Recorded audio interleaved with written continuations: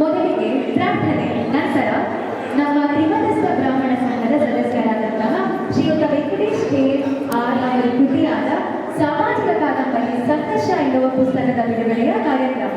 ಮುಂದೆ ತ್ರಿಮತಸ್ಥ ಬ್ರಾಹ್ಮಣ ಸಂಘದ ಕ್ಯಾಲೆಂಡರ್ ಬಿಡುಗಡೆ, ಹಾಗೆ ಸಂಘದ ವೆಬ್ಸೈಟ್ ಅನಾವರಣಗೊಳ್ಳಲಿದೆ. ನಂತರ ಸಂಘದ ಸದಸ್ಯರಿಂದ ಸಾಂಸ್ಕೃತಿಕ ಕಾರ್ಯಕ್ರಮ ಜರುಗಲಿದೆ. ಇದು ಇಂದಿನ ಕಾರ್ಯಕ್ರಮದ ಪಕ್ಷಿಕೋಟ. ಈಗ ಮೊದಲಿಗೆ ಕುಮಾರಿ ರಚಿತಾ ಭಾಸ್ಕರ್ ಅವರಿಂದ ಪ್ರಾರ್ಥನೆ.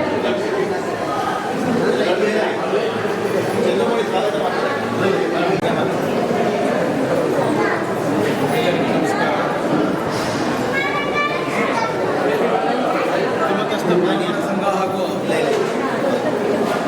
ಮಾನ್ಯ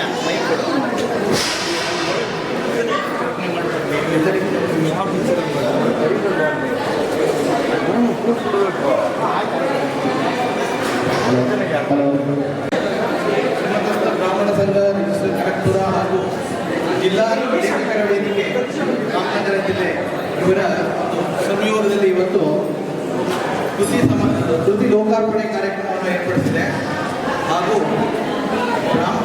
ತ್ರಿಮತಸ್ಥ ಬ್ರಾಹ್ಮಣ ಸಂಘ ಕನಕಪುರ ಇವರಿಂದ ಸಂಕ್ರಾಂತಿ ಸಂಭ್ರಮ ಕಾರ್ಯಕ್ರಮವನ್ನು ಕೂಡ ಈ ದಿನ ಆಯೋಜಿಸಲಾಗಿದೆ.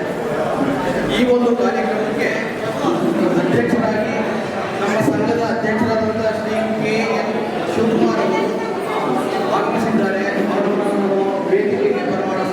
ದಯವಿಟ್ಟು ಕೆ ಎನ್ ಶಿವಕುಮಾರ್ ಅವರು ವೇದಿಕೆಗೆ ಬರಬೇಕು ಅಂತ ಕೇಳ್ಕೊತಾ ಇದ್ದೀನಿ. ಅವರನ್ನ ನಾನು ವೇದಿಕೆಗೆ ಸ್ವಾಗತಿಸ್ತಾ ಇದ್ದೇನೆ. ದಯವಿಟ್ಟು ಚಪ್ಪಾಳೆ ಮೂಲಕ ಸ್ವಾಗತಿಸಬೇಕು ಅಂತ ಕೇಳ್ತಾ ಇದ್ದೀನಿ. ನಮ್ಮ ಸಂಘದ ಕಾರ್ಯದರ್ಶಿಯವರಾದಂಥ ಕೂಡ ವೇದಿಕೆಗೆ ಆಗಮಿಸಬೇಕು ಅಂತ ಕೇಳ್ಕೊಳ್ತಾ ಇದ್ದಾರೆ.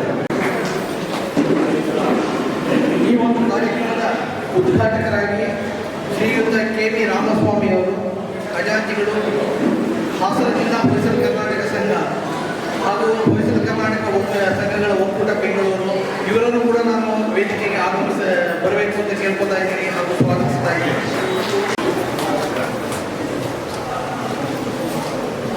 ಈ ಒಂದು ಕಾರ್ಯಕ್ರಮದ ಆಶೀರ್ವಾದ ಬರೆದುಕೊಂಡಂಥ ಶ್ರೀಯುತ ಡಾಕ್ಟರ್ ಕೂಗಿ ಗಿರಿಯಪ್ಪನವರು, ಸಾಹಿತಿಗಳು, ಸಂಸ್ಥಾಪಕ ಅಧ್ಯಕ್ಷರು, ಜಿಲ್ಲಾ ಲೇಖಕರ ವೇದಿಕೆ ರಾಮನಗರ ಜಿಲ್ಲೆ, ಇವರನ್ನು ಕೂಡ ವೇದಿಕೆಗೆ ಸ್ವಾಗತಿಸ್ತಾ ಇದ್ದೇನೆ.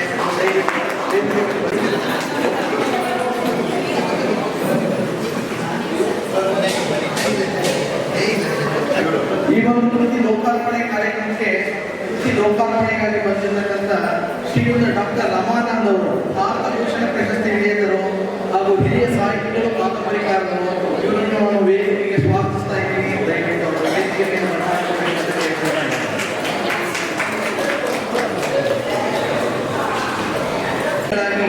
ಶ್ರೀಯುತ ಡಾಕ್ಟರ್ ವಾದಿರಾಜ್ ಆರ್ ಅವರು, ಸಾಹಿತಿಗಳು, ಬೆಂಗಳೂರು, ಇವರನ್ನು ಕೂಡ ನಾನು ವೇದಿಕೆಗೆ ಆಹ್ವಾನ ಮಾಡ್ತಾ ಇದ್ದೀನಿ. ದಯವಿಟ್ಟು ಇವರನ್ನು ವೇದಿಕೆಗೆ ಬರಮಾಡಿಕೊಡ್ಬೇಕು ಅಂತ ಕೇಳ್ಕೊಳ್ತಾ ಇದ್ದೀನಿ.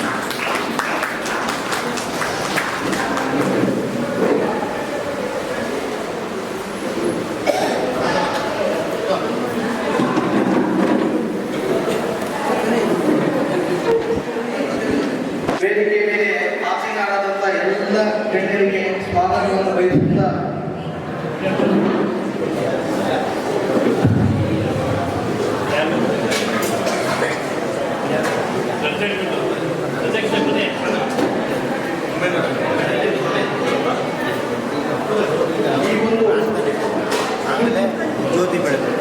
ಕೃತಿ ಲೋಕಾರ್ಪಣೆಗೆ ಕೃತಿಕಾರರಾದಂಥ ಶ್ರೀಯುತ ವೆಂಕಟೇಶ್ ಕೆ ಆರ್ ಅವರನ್ನ ಈ ಒಂದು ಕಾರ್ಯಕ್ರಮಕ್ಕೆ ಆಗಮಿಸಿದ್ದಾರೆ.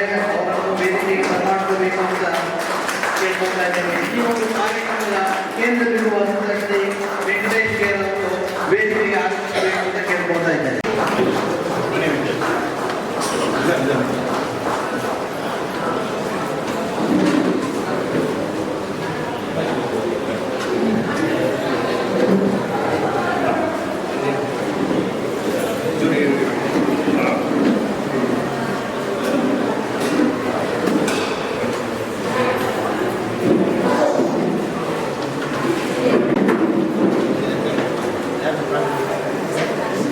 ಕಾರ್ಯಕ್ರಮಕ್ಕೆ ಆಗಮಿಸಿದ ಎಲ್ಲ ಗಣ್ಯರಿಗೂ ಸ್ವಾಗತವನ್ನು ಕೋರುತ್ತಾ ಹಾಗೂ ಈ ಕಾರ್ಯಕ್ರಮಕ್ಕೆ ಆಗಮಿಸುವ ಎಲ್ಲ ಮಾನ್ಯ ಶುಭವನ್ನು ಕೋರುತ್ತಾ ಮುಂದಿನ ಕಾರ್ಯಕ್ರಮವಾಗಿ ಪ್ರಾರ್ಥನೆ ಮತ್ತು ಜೀವ ಬೆಳೆದೊಂದಿಗೆ ಕಾರ್ಯಕ್ರಮ ಪ್ರಾರಂಭವಾಗಿದೆ.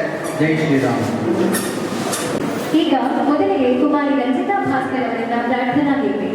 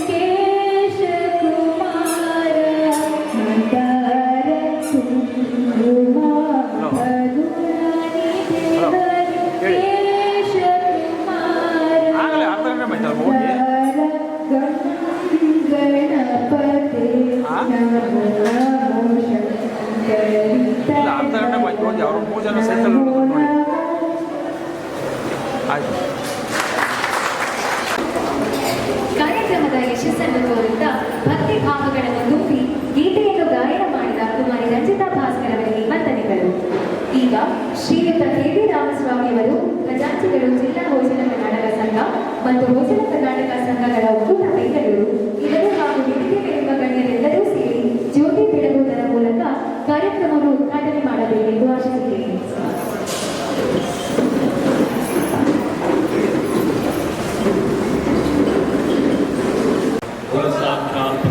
तस्मै श्री गुरुवे नमः.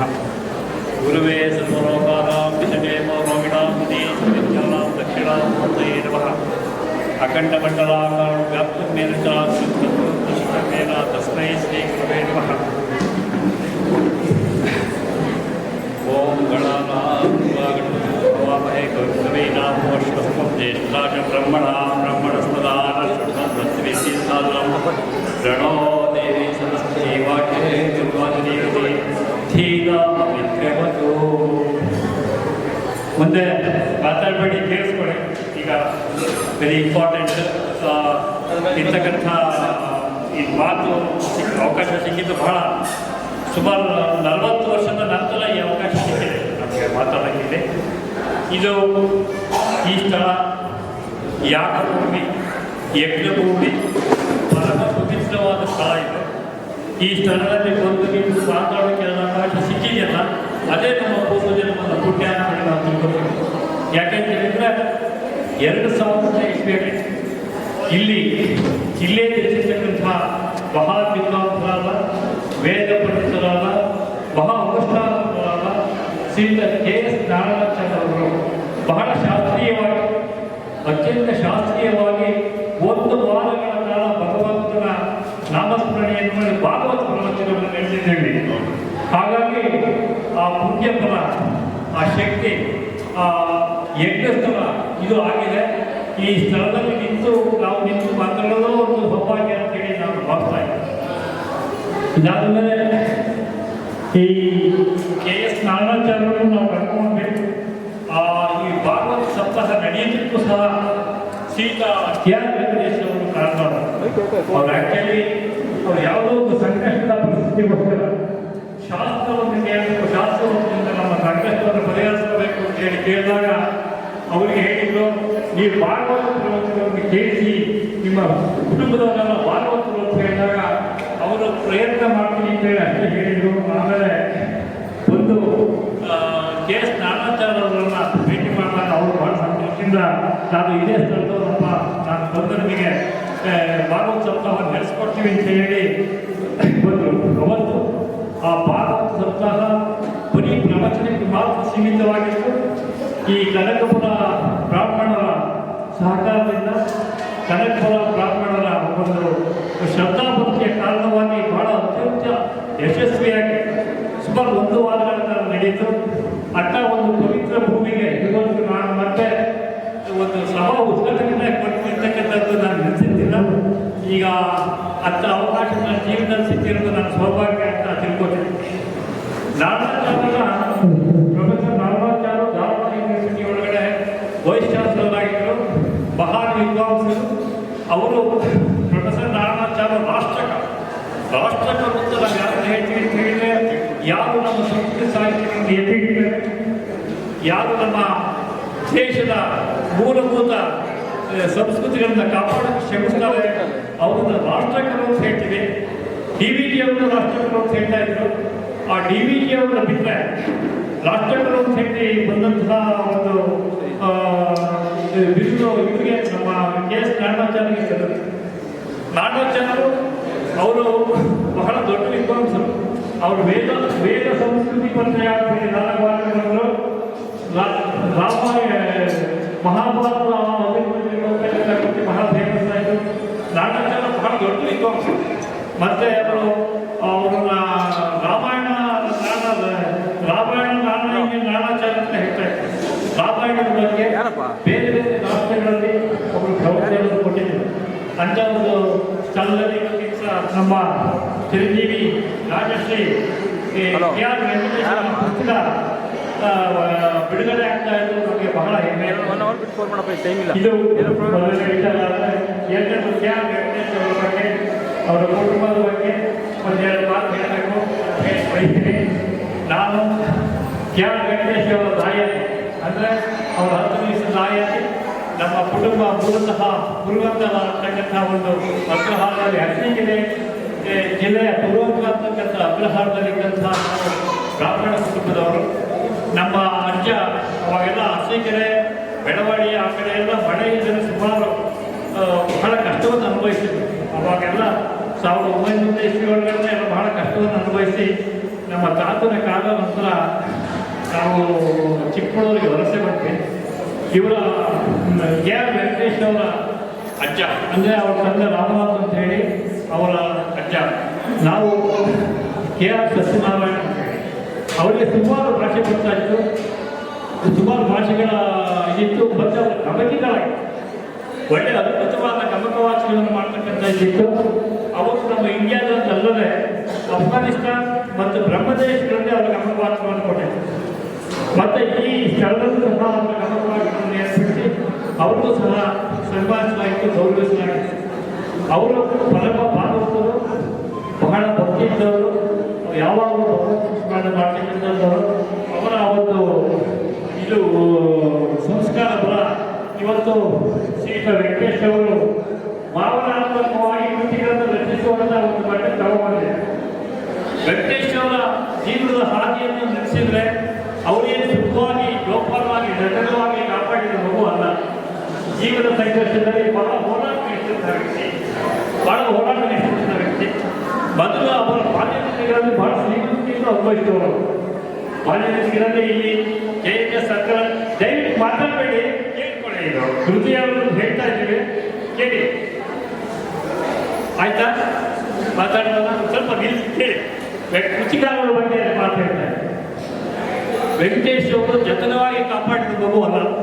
ಜೀವನ ಸಂಘರ್ಷದಲ್ಲಿ ಹೋರಾಟ ನಡೆಸಿ ಮೇಲೆ ಬಂದಂಥವರು. ಅವರ ಬಾಲ್ಯದ ದಿನಗಳಲ್ಲಿ ಬಹಳ ಶ್ರೀಮಂತಿಕೆಯಲ್ಲೇ ಇತ್ತು. ಕನಕಪುರ KS ಸರ್ಕಲಲ್ಲಿ ಪ್ರಪ್ರಥಮ ಬಾರಿಗೆ ಬೇಕರಿ ಇಟ್ಟವರು ನಮ್ಮ ಅಣ್ಣ, ಅಂದರೆ ನಮ್ಮ ಚಿಕ್ಕಪ್ಪನ ರಾಮನಾಥ್ KS ರಾಮನಾಥ್ ಅಂತ ಹೇಳಿ. ಆಮೇಲೆ ಈ ಜೀವನ ಸಂಘ ಜೀವನ ಹಾದಿಯಲ್ಲಿ ಹೋಗ್ತಾ ಅನೇಕ ಸಂಕಷ್ಟಗಳು ಎದುರಿಸಬೇಕಾಯಿತು. ಅದನ್ನೆಲ್ಲ ಬಹಳ ದಿಟ್ಟದಿಂದ ಧೈರ್ಯದಿಂದ ನೆರವೇರಿಸಿದ ಜೊತೆಗೆ ಅವಿಭಕ್ತ ಕುಟುಂಬವನ್ನ ನಮ್ಮ ವೆಂಕಟೇಶ್ ಅವರು ಕಾಪಾಡಿದರು. ಅದಕ್ಕಾಗಿ ನಮ್ಮ ಕುಟುಂಬದ ಕಶ್ಯಪ ಕುಟುಂಬದ ಪರವಾಗಿ ನಾನು ಅವರಿಗೆ ನನ್ನ ಕೃತಜ್ಞತೆಗಳನ್ನು ಸಲ್ಲಿಸ್ತಾ ಇದ್ದೀನಿ. ಅವರ ಅಜ್ಜನ್ ಸಾಕಿದ್ರು, ದತ್ತಿ ಸಾಕಿದ್ರು, ಅಜ್ಜನ್ ಸಾಕಿದ್ರು, ಆಮೇಲೆ ಚಿಕ್ಕಪ್ಪನಿಗೆ ಸಪೋರ್ಟ್ ಆಗಿದ್ದರು. ಹಾಗಾಗಿ ಅವ್ರು ಯಾವುದೇ ಜವಾಬ್ದಾರಿಯಿಂದ ಅವ್ರು ಉಳಿಸ್ಕೊಂಡಿಲ್ಲ. ಅದೆಲ್ಲ ಜೀವನಾನುಭವ ಪರಿಪಕ್ವವಾಗಿ ಅದು ಒಂದು ತುಸಿರುತ್ತಲ್ಲಿ ಬಂದಿದೆ ಅಂತ ಅನ್ಸುತ್ತೆ ನಾನು. ಆ ಜೀವನ ಸಂಘರ್ಷದ ಹಾದಿ ಏನೇನು ಸಾಗಿ ಬಂದರು ಅವರು ಅದು ಏನಾಗುತ್ತೆ ಅಂತೇಳಿ ಮನುಷ್ಯನಿಗೆ ಅನುಭವ ಆಗ್ತಾ ಆಗ್ತಾ ಆಗ್ತಾ ಆಗ್ತಾ ಜೀವನ ಸಂಘರ್ಷ ನೆರವೇರ್ತಾ ಏರ್ತಾ ಮುಂದಕ್ಕೆ ಹೋಗ್ತಾ ಹೋಗ್ತಾ ಹೋಗ್ತಾ ಅದು ಅನುಭವವೇ ಒಂದು ಇದಾಗಿ ಭಾವನಾತ್ಮಕ ರೂಪದಲ್ಲಿ ಹೊರಹೊಮ್ಮುತ್ತೆ. ಆ ರೀತಿ ಈ ಕೃತಿಯನ್ನು ರಚಿಸೋದಕ್ಕೆ ಅದು ಒಂದು ಕಾರಣ ಅಂತೇಳಿ ನಾನು ಭಾವಿಸ್ತೇನೆ. ನಾವು ಮೂಲತಃ ಅರಸೀಕೆರೆ ಗ್ರಾಮದ ಸುತ್ತಮುತ್ತಲೇ ಸಾಮವೇದಿಗಳು ಅಲ್ಲಿ ಇದ್ದವರು ಬಹಳ ಸಾಮವೇದಿಗಳು, ತುಂಬ ಸಾಮವೇದದಲ್ಲಿ ಬಹಳ ಸೂತ್ರಗಳಿದೆ. ಸಾಮವೇದದ ದ್ರಾಕ್ಷಾಯಣ ಸೂತ್ರದ ಹೊಯ್ಸಳ ಕರ್ನಾಟಕ ಜನಾಂಗಕ್ಕೆ ಸೇರಿದವರು. ನಮ್ಮ ಪೂರ್ವಿಕರು ಬಹಳ ವೈದಿಕ ಪರಂಪರೆಯಲ್ಲಿ ಬಂದವರು, ಸದ್ಗೃಹಸ್ಥರು, ಮತ್ತು ಜೀವನ ಸಂಘರ್ಷಕ್ಕಾಗಿ ತುಂಬ ಹೋರಾಡಬೇಕಾದಂಥ ಪರಿಸ್ಥಿತಿಗಳು ದಾಟಿ ಬಂದವರು. ಈಗ ಎಲ್ಲ ಬಹಳ ಆಧುನಿಕತೆ ದೊಡ್ಡದಾಗಿದೆ, ಎಲ್ಲರಿಗೂ ಬೇಕಾದಂಥ ಅನುಕೂಲಗಳು ಸಿಕ್ಕಿವೆ, ನಾವೆಲ್ಲ ಸುಖವಾಗಿದ್ದೀವಿ. ಈ ಮಧ್ಯದಲ್ಲಿ ತುಂಬ ಹೋರಾಟ ನಾವೊಬ್ಬರೇ ಅಲ್ಲ, ಬೇಕಾದಷ್ಟು ಬ್ರಾಹ್ಮಣ ಕುಟುಂಬಗಳು ಇದೇ ರೀತಿ ಹೋರಾಟ ನಡೆಸ್ತು. ಹಾಗಾಗಿ ಇವತ್ತಿನ ದಿವಸ ನಮಗೆ ಅತ್ಯಂತ ಸಂತೋಷದಿಂದ, ಸೌಭಾಗ್ಯದಿಂದ ಇವತ್ತು ನಾವು ಇಂಥ ಒಂದು ಕಾರ್ಯಕ್ರಮ ನೆರವೇರ್ತದೆ. ನಮ್ಮ ಅಣ್ಣನ ಮಗ ಒಂದು ಪುಸ್ತಕ ಬರೀತಾನೆ ಅಂತಕ್ಕಂಥದ್ದು ನಾನು ಗರ್ಭಿಸ್ಕೊತಾ ಇರ್ತೀನಿ. ಒಂದು ಹಾಡೆಲ್ಲ ಹೇಳೋರು, ಬಟ್ ಪುಸ್ತಕ ಬರೆಯುವಷ್ಟು ಮಟ್ಟಿಗೆ ಅವನು ಬೆಳವಣಿಗೆ ಆಗಿದೆ ಅನ್ನೋದು ನಮಗೆ ಬಹಳ ಹರ್ಷ ತಂದಿದೆ, ಆನಂದ ತಂದಿದೆ. ಈ ಸಮಾರಂಭಕ್ಕೆ ನಾನು ಅಂಥ ವಿದ್ಯಾವಂತನಲ್ಲ, ಆದರೆ ನನ್ನನ್ನು ಇಂಥ ಮಹಾ ವಿದ್ಯಾವಂತನೆಲ್ಲ ಕರೆದು ಉದ್ಘಾಟನೆ ಮಾಡೋದಕ್ಕೆ ಬಿಟ್ಟಿರೋದು ನನಗೆ ಬಹಳ ತುಂಬ ಸಂಕೋಚವಾಗಿದೆ, ಸಂತೋಷ ಅನಿಸುತ್ತೆ. ಹಾಗಾಗಿ ಇವತ್ತು ಈ ಒಂದು ಸಮಾರಂಭದ ಸವಿನೆನಪಿಗಾಗಿ, ಸಂತೋಷಕ್ಕಾಗಿ ನಾವು ಕಶ್ಯಪ್ ಕುಟುಂಬದವರು, ನಾವು ಇಡೀ ಕಶ್ಯಪ್ ಕುಟುಂಬ ಅಂತಲೇ ಹೇಳ್ಕೊಂಡಿದ್ದೀವಿ. ನಮ್ಮ ವೆಂಕಟೇಶು ಅವರು ಸದ್ಗೃಹಸ್ಥನಾಗಿ ಅವರ ಜೀವನ ಇದರಲ್ಲಿ ಹೋರಾಟದಲ್ಲಿ ಯಶಸ್ವಿಯಾಗಿ ಈಗ ಸ್ವಲ್ಪ ನೆಮ್ಮದಿ ಕಾಣ್ತಾ ಇದನ್ನು ಮಾಡಿದ್ದಾರೆ. ಇಂಥ ಒಂದು ಕೃತಿಯ ಬಿಡುಗಡೆಗಾಗಿ ಈ ಸ್ಥಳಾವಕಾಶವನ್ನು ಕೊಟ್ಟು ಅಧ್ಯಕ್ಷತೆಯನ್ನು ವಹಿಸಿರ್ತಕ್ಕಂಥ ಶ್ರೀಯುತ KS ಶಿವಕುಮಾರ್ ಅಧ್ಯಕ್ಷರು, ಶಿವದಸ್ತ ಬ್ರಾಹ್ಮಣರ ಕನಕಪುರ, ಇವರಿಗೆ ನಮ್ಮ ಕುಟುಂಬದ ಕೃತಜ್ಞತೆಗಳು ಮತ್ತು ಒಂದು ಗೌರವಾರ್ಪಣೆ ಮಾಡ್ತೀವಿ. ದಯವಿಟ್ಟು ಮುಂದೆ ಬರಬೇಕು. ಕೃತಜ್ಞತೆಗಳು ಸಲ್ಲಿಸ್ತಾ ಇದ್ದೀವಿ. ಈ ಯಜ್ಞಭೂಮಿಗೆ, ಪುಣ್ಯ ಭೂಮಿಗೆ ನಮ್ಮನ್ನು ಕರ್ಕೊಂಡ್ಬಂದು ಇಷ್ಟು ಒಂದು ಅವಕಾಶ ಕೊಟ್ಟಿದ್ದೆ ನಮ್ಮ ಸೌಭಾಗ್ಯ. ಹಾಗಾಗಿ ನಾವು ಅದು ಗೌರವವನ್ನು ಸ್ವೀಕರಿಸಬೇಕು ಅಂತ ಹೇಳಿ ನಾನು ಪ್ರಾರ್ಥನೆ ಮಾಡಬೇಕಾಗಿದೆ.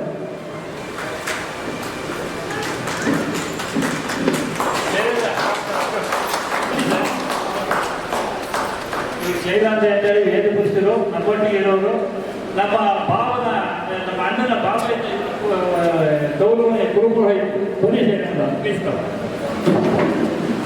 ಹಾಗೆ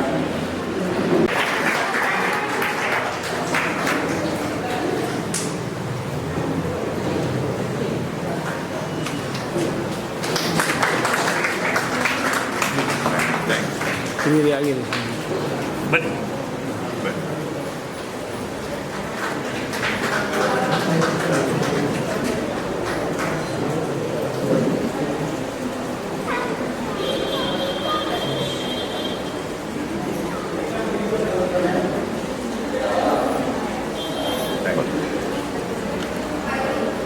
ನಮ್ಮ ಈ ಮಾನ್ಯ ಶ್ರೀ ಪ್ರಕಾಶದ ಪುಸ್ತಕ ಬಿಡುಗಡೆ ಆಗೋದಕ್ಕೆ, ಸಂಘರ್ಷ ಬಿಡುಗಡೆ ಆಗೋದಕ್ಕೆ ನಮ್ಮ ಕರೆಯನ್ನು ಬಂದಿಸಿ ಹೋಗ್ಬಿಟ್ಟು ಬಂದಿದ್ದಾರೆ.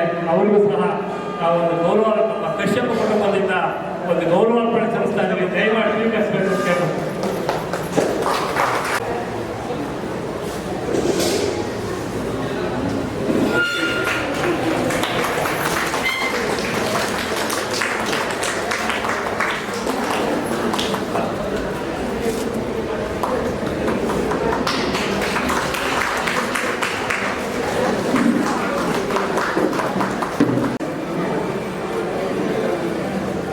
ಬನ್ನಿ ಬನ್ನಿ ಬನ್ನಿ.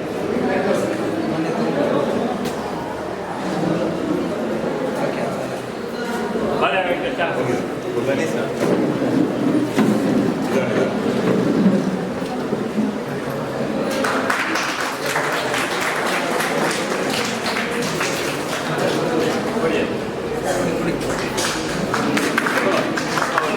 ನೀನು ಹಿಡ್ಕೋ.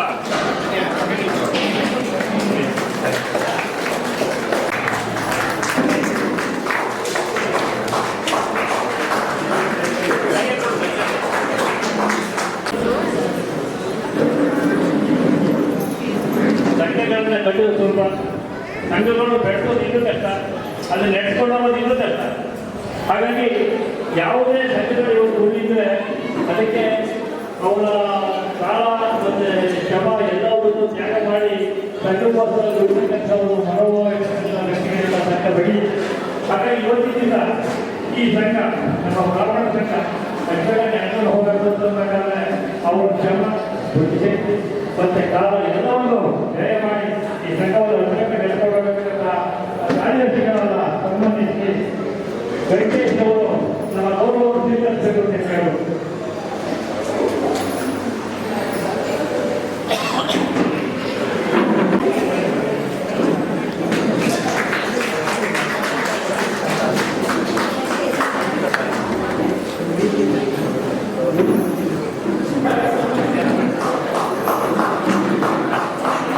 ಸಂಘವನ್ನು ಅಚ್ಚುಕಟ್ಟಾಗಿ ಆರ್ಥಿಕ ಸುಸ್ಥಿರಗಳಿಗೆ ಸೇರಿಸತಕ್ಕಂಥ ಶ್ರೀಯುತ ಚಂದ್ರಮೌಳಿಯು ಸಹ ನಮ್ಮ ಗೌರವಾರ್ಪಣೆಯನ್ನು ಸ್ವೀಕರಿಸಬೇಕು ಅಂತ ಹೇಳ್ತಾರೆ.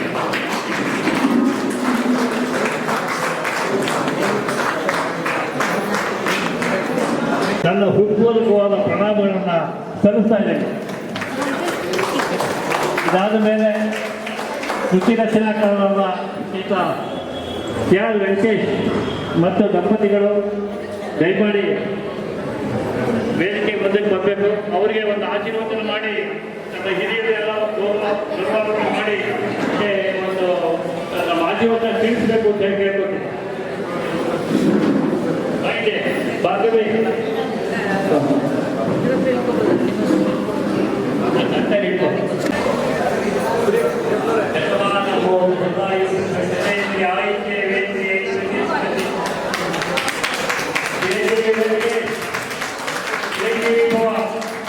ಆಯುಷ್ಮಾನ್ ಭವ, ಆರೋಗ್ಯವಾನ್ ಭವ, ಯಶಸ್ವಿ ಭವ, ತೇಜಸ್ವಿ ಭವ.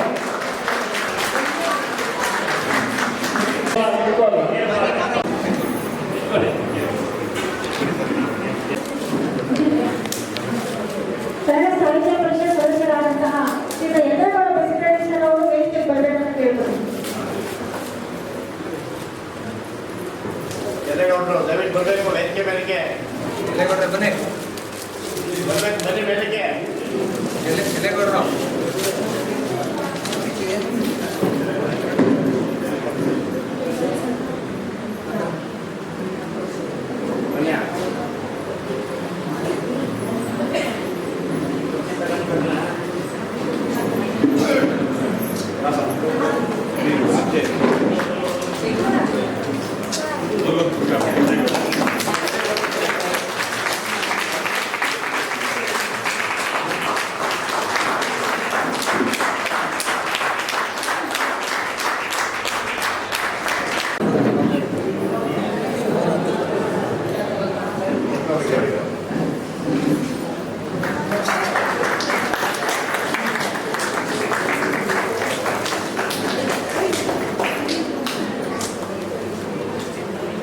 ಎಲ್ಲರಿಗೂ ನಮಸ್ಕಾರ.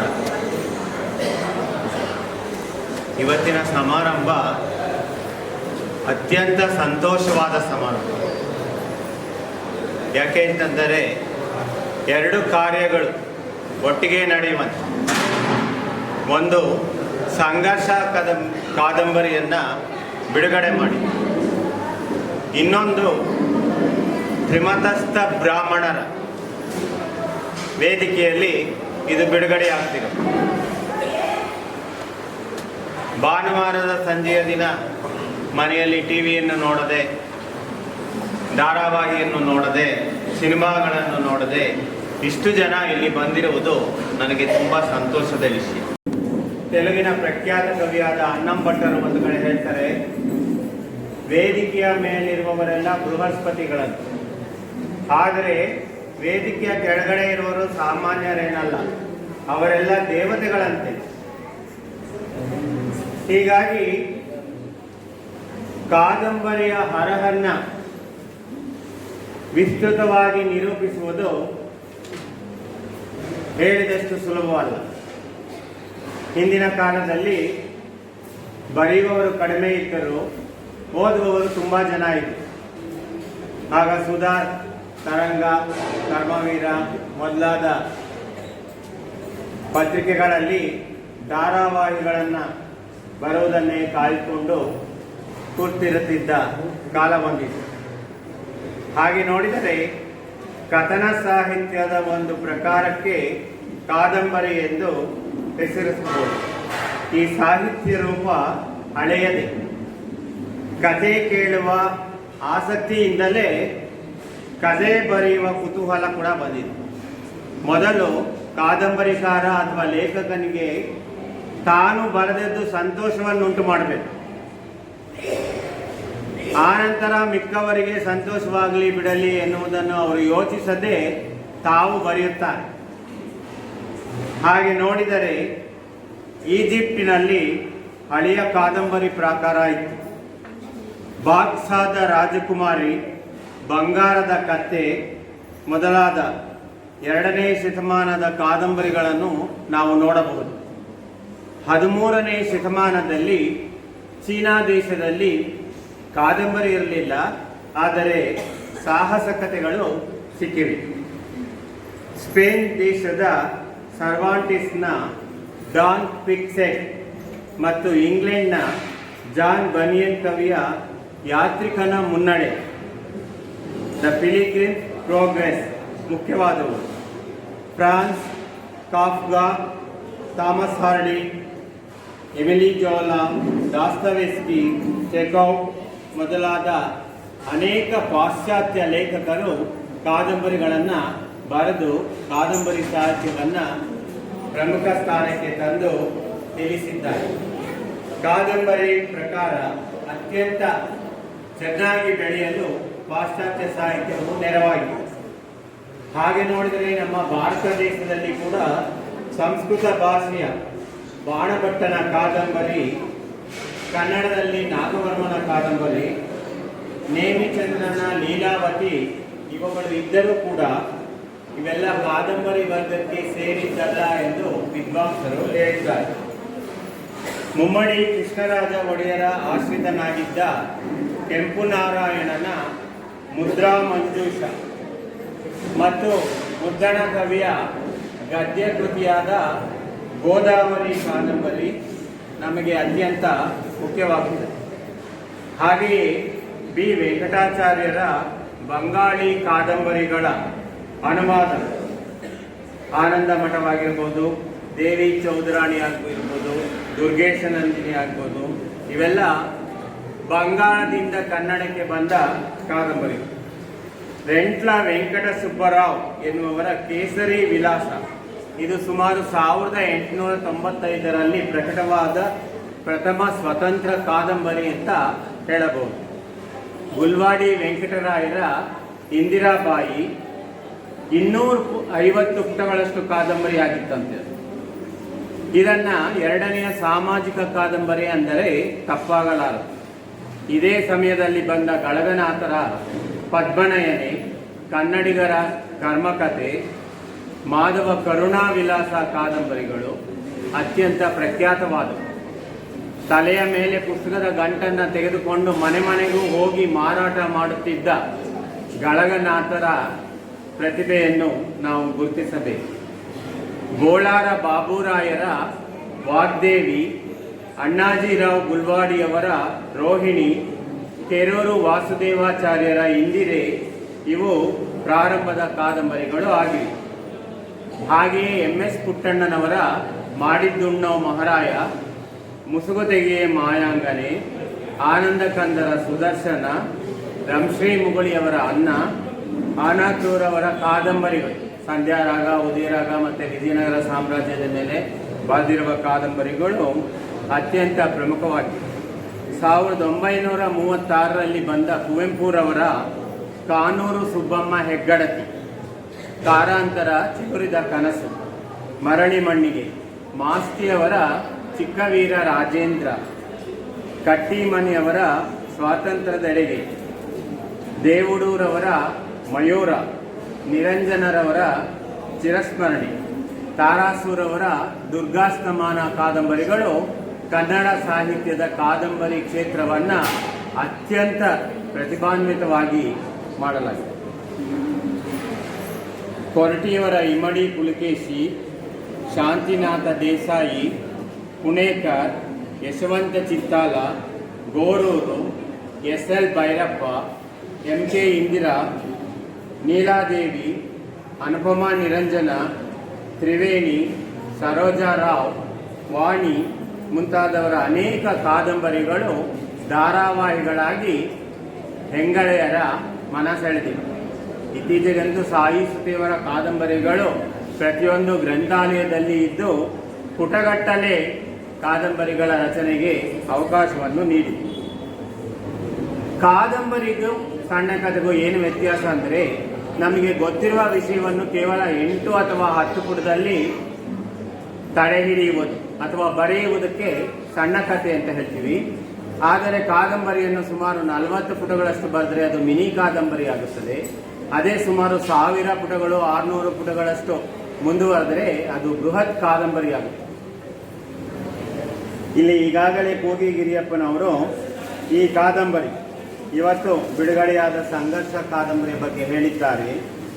ಹಾಗೆ ನೋಡಿದರೆ ಒಂದು ಮಾತಿದೆ, ದೇವರು ಒಳ್ಳೆಯವರಿಗೆ ಒಳ್ಳೆಯದನ್ನೇ ಮಾಡುತ್ತಾನೆ, ಕೆಟ್ಟವರಿಗೆ ಕೆಟ್ಟದನ್ನೇ ಮಾಡುತ್ತಾನೆ.